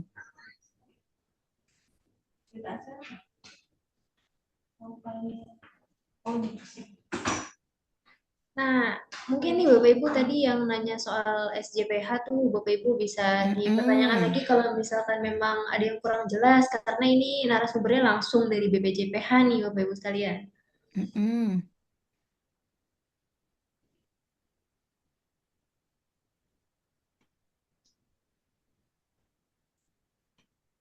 Gimana Bapak Ibu? Apakah sudah cukup jelas atau masih takut-takut nih mau bertanya nih? Langsung tanyakan saja nih Bapak Ibu sekalian. Kita masih ada waktu cukup untuk 1 sampai 2 pertanyaan lagi harusnya cukup Bapak Ibu. Mm-mm, benar. Silahkan. Apa ya? Saya mau nanya apa nih sama penyelia? Kalau nggak ada yang bertanya, saya yang nanya aja ya Bapak Ibu ya. Oh, Nanti atau ini kalau Ibu saya lagi. Bu Fitri boleh saya lagi iya iya iya konfirmasi. iya, silahkan silahkan Bu Ai.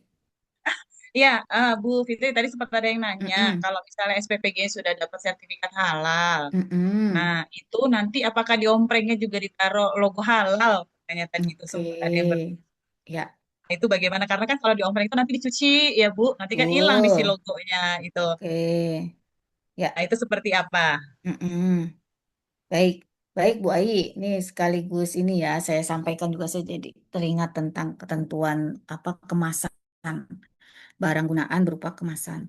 Jadi Bapak Ibu, ketika Bapak Ibu mengajukan sertifikasi, kemudian terbit nih sertifikat halalnya, maka ada kewajiban Bapak Ibu yang lain, yaitu mencantumkan label halal. Label halal itu apa? Logo halal yang tadi tuh, yang halal Indonesia plus nomor sertifikat. Nah, kewajiban mencantumkan label halal itu tidak mesti harus misalnya diompreng, tapi bisa pada bagian tertentu dari produk atau tempat tertentu dari produk. Misalnya, omprengnya dicuci terus nih mau ditempel label yang kayak gimana kuat pasti lama-lama hilang. Nah, berarti kan bukan tempat yang tepat nih nempel labelnya di ompreng. Nah, bisa misalnya ditempelnya di kotak atau kardus yang untuk ngangkat si ompreng itu. Karena kan nggak mungkin ompreng itu satu-satuan ya, Bu, gitu. Pasti misalnya ada kardus besar atau tas besar untuk wadah si ompreng-ompreng itu, untuk di ompreng yang ditata berapa susun gitu. Kemudian ditaruh di tas besar.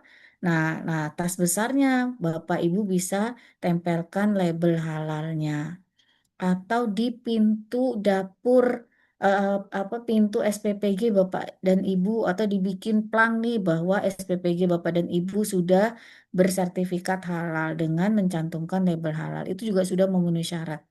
Bapak Ibu dalam pencantuman label halal. Ya, jadi nggak mesti harus diompreng, tapi saran kami label halal itu kan satu daya jual ya, satu poin yang memberikan kepercayaan. Usahakan agar keberadaan label halal tersebut tidak hanya ada di SPPG yang menghasilkan produk halal tersebut, tapi ada di misalnya mobil SPPG-nya atau di wadah besar dari ompreng yang akan disalurkan ke anak-anak gitu. Kelihatan supaya anak-anak ketika mengonsumsi, mereka kan sudah banyak dapat edukasi dari orang tuanya. Nggak bertanya lagi, ini udah halal belum ya gitu. Ketika melihat, wah, MBG kita ternyata sudah sertifikasi, itu ada labelnya tuh di kotak besarnya gitu. Nah, itu hal-hal yang bisa menjadi poin atau daya jual tersendiri untuk produk makanan yang Bapak Ibu hasilkan dari SPPG Bapak dan Ibu. Kemudian yang kedua, Bapak Ibu, terkait kemasan produk ya, ini ompreng, kemudian tadi misalnya mau pakai plastik atau styrofoam. Nah, ini kan kewajiban halalnya hanya jika berasal dari dan atau mengandung unsur hewan. Nah, artinya kalau ompreng yang digunakan nggak ada unsur hewannya, styrofoamnya nggak ada unsur hewan, Bapak Ibu minta sama supplier omprengnya dokumen bahwa ompreng yang disuplai ke SPPG kami tidak ada unsur hewannya. Karena dengan dokumen tersebut, ketika auditor halal melakukan pemeriksaan, dia tidak akan ngejar-ngejar Bapak Ibu sertifikat halal atas kemasan yang digunakan, baik itu ompreng atau plastik. Ya, jadi Bapak Ibu minta sama suppliernya dokumen bahwa barang gunaan yang digunakan Bapak Ibu tidak ada unsur hewannya. Ya, jadi tidak perlu ngejar-ngejar suppliernya minta sertifikat halal karena barang gunaan kewajiban halalnya hanya jika berasal dari unsur hewan. Ya, jadi seperti itu apa ketentuan eh, tambahannya, informasi tambahannya. Dari Bu Ai gimana, Bu? Masih mute nih, Ibu. Nah, iya dari saya cukup sih Bu, cuma mastiin aja kan soalnya eh ini kok nanti labelnya ditempel di ompreng, nanti dicuci seperti itu ya. Nah itu jadi edukasi juga ya Bu buat anak-anak, jadinya anak-anak tuh yakin kan tuh halal seperti itu. Cukup Anak-anak dari sekarang, saya. iya, anak-anak sekarang tuh udah banyak apa teredukasi ya Bapak Ibu karena banyak program tuh yang halal goes to school, halal goes to kampus gitu. Jadi mereka banyak Benar-benar. terpapar informasi terkait, oh produk saya halal atau tidak ya itu dari label yang ada di produk tersebut. Bahkan anak-anak tuh yang belum umur 3 tahun tuh ini label halal begitu tuh seperti itu udah banyak sekali. Nah, apalagi anak-anak sekolah gitu yang kritis-kritis gitu kan, mereka akan terkonfirmasi misalnya ke orang tuanya, Bu, MBG di sekolah saya udah sertifikasi loh Bu, itu ada labelnya gitu. Nah, itu memberikan ketenangan juga bagi orang tua yang anak-anaknya mengonsumsi MBG di sekolah-sekolah mereka gitu. Seperti itu sih Iya intinya betul. semangat itu tersalurkan tapi juga tidak menyulitkan pihak SPPG sendiri gitu. Kalau misalnya nggak ketemu nih lebih pas sih memang di omprengnya. Tapi kalau misalnya wah ini sekian waktu pasti hilang. Nah, berarti ada labelisasi baru gitu, nempel label baru. Nanti sekian waktu hilang, tempel label baru gitu. Dengan tujuan agar terkonfirmasi nih pengguna atau pengonsumsi dari dapur SPPG Bapak dan Ibu.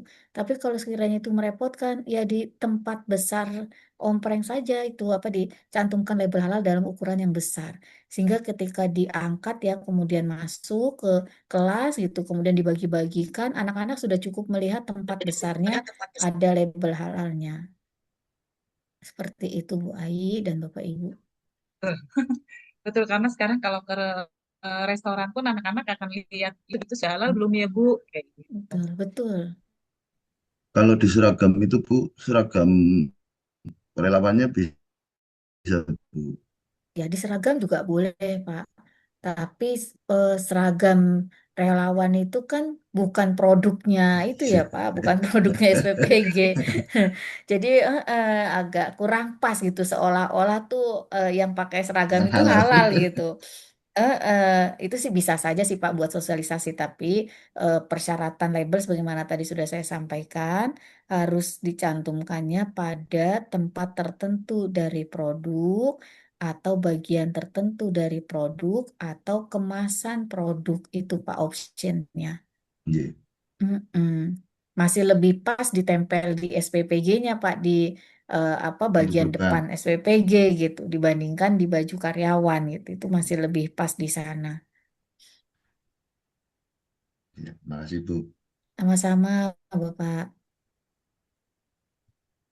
Oke, Ibu. Mungkin Ini izin ini Bu beberapa udah. wilayah sudah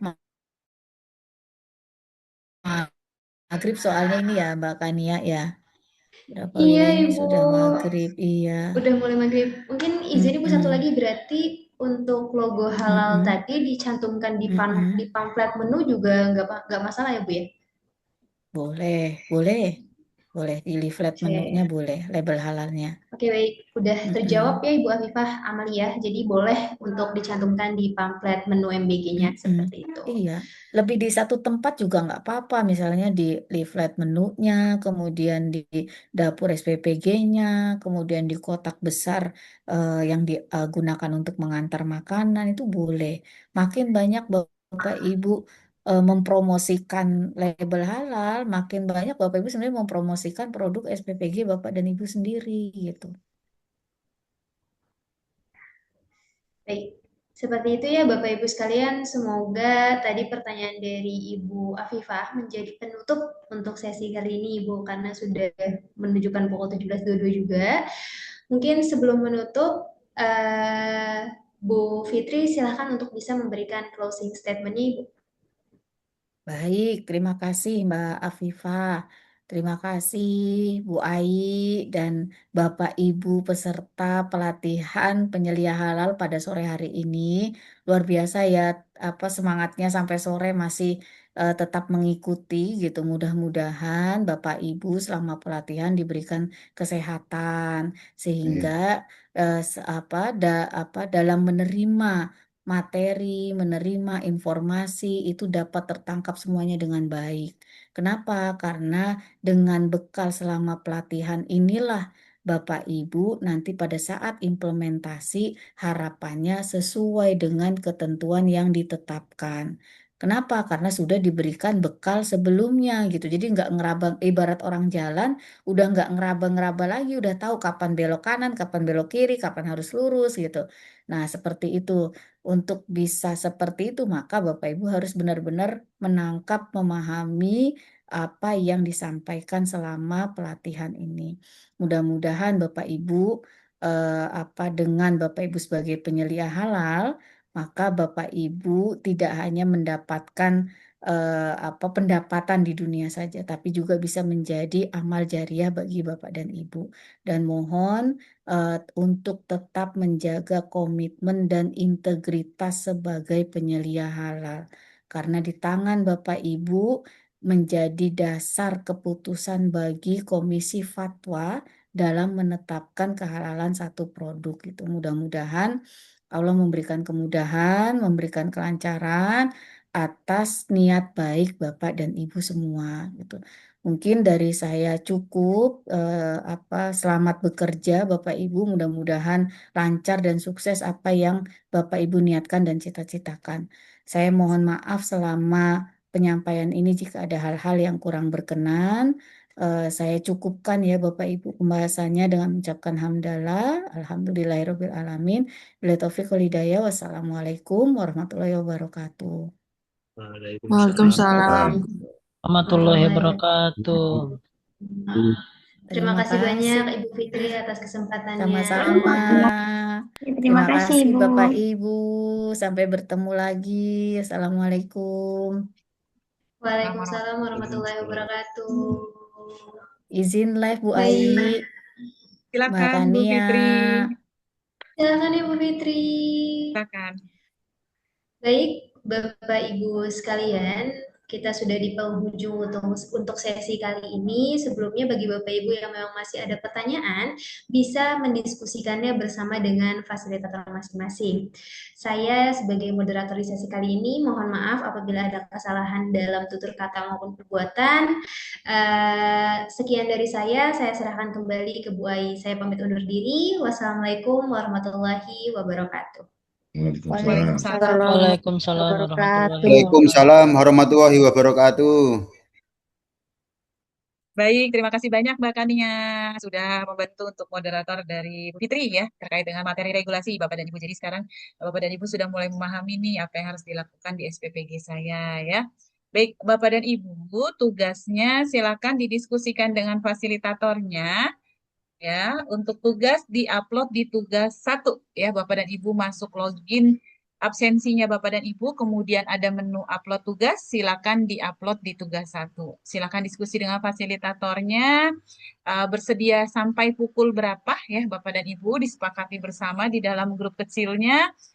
Untuk tugasnya saya berharap besok sudah selesai ya Bapak dan Ibu, karena kita besok masih ada tugas 2 dan tugas 3. Jadi saya berharap malam ini tugasnya Bapak dan Ibu yang pertama sudah selesai dan sudah diupload. Ya, yang masih ada revisi, silakan direvisi, diperbaiki, ikuti saran yang disampaikan oleh fasilitator. Karena fasilitator adalah orang yang akan menginput nilainya Bapak dan Ibu. Jadi kelulusan Bapak dan Ibu itu berdasarkan dari penilaian tugas yang dilakukan oleh fasilitator. Jangan lupa Bapak dan Ibu absen, silakan masih ada 3 menit untuk absen yang masih belum absen, masih ada 3 menit sebelum sistemnya tertutup Bapak dan Ibu. Ya, sebelum sistem tertutup, masih ada waktu 3 menit. Ada yang ingin ditanyakan sebelum kita akhiri sesi hari ini, Bapak dan Ibu? Cukup? Itu Oke, cukup. Kita Bu. foto dulu. Boleh, Bapak dan Ibu, di hari pertama? Silakan, boleh open cam. Kita foto bersama, Bapak dan Ibu. Nah, ini hari pertama, jadi dokumentasi hari pertama nih ya, Bapak dan Ibu. Bukti Bapak dan Ibu mengikuti Zoom. Nanti kalau ada yang nanya, ikut tidak bekerja hari ini ngapain ya? Ikut Zoom Pak gitu ya. Oke, baik. Silakan open cam. Kita ada 3 slide. Bapak dan Ibu boleh gaya bebas ya. Wih, Pak Anzal dengan pecinya nih luar biasa. Baik, silakan Bapak dan Ibu. 1, 2, 3.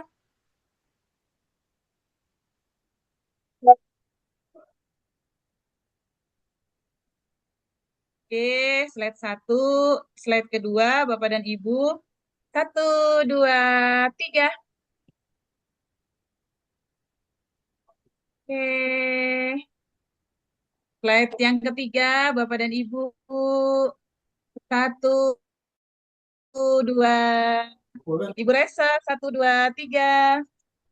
Oke, baik, Bapak dan Ibu, terima kasih banyak sudah mengikuti pelatihan hari ini dengan baik. Terima kasih banyak untuk diskusinya, untuk sesi tanya jawabnya.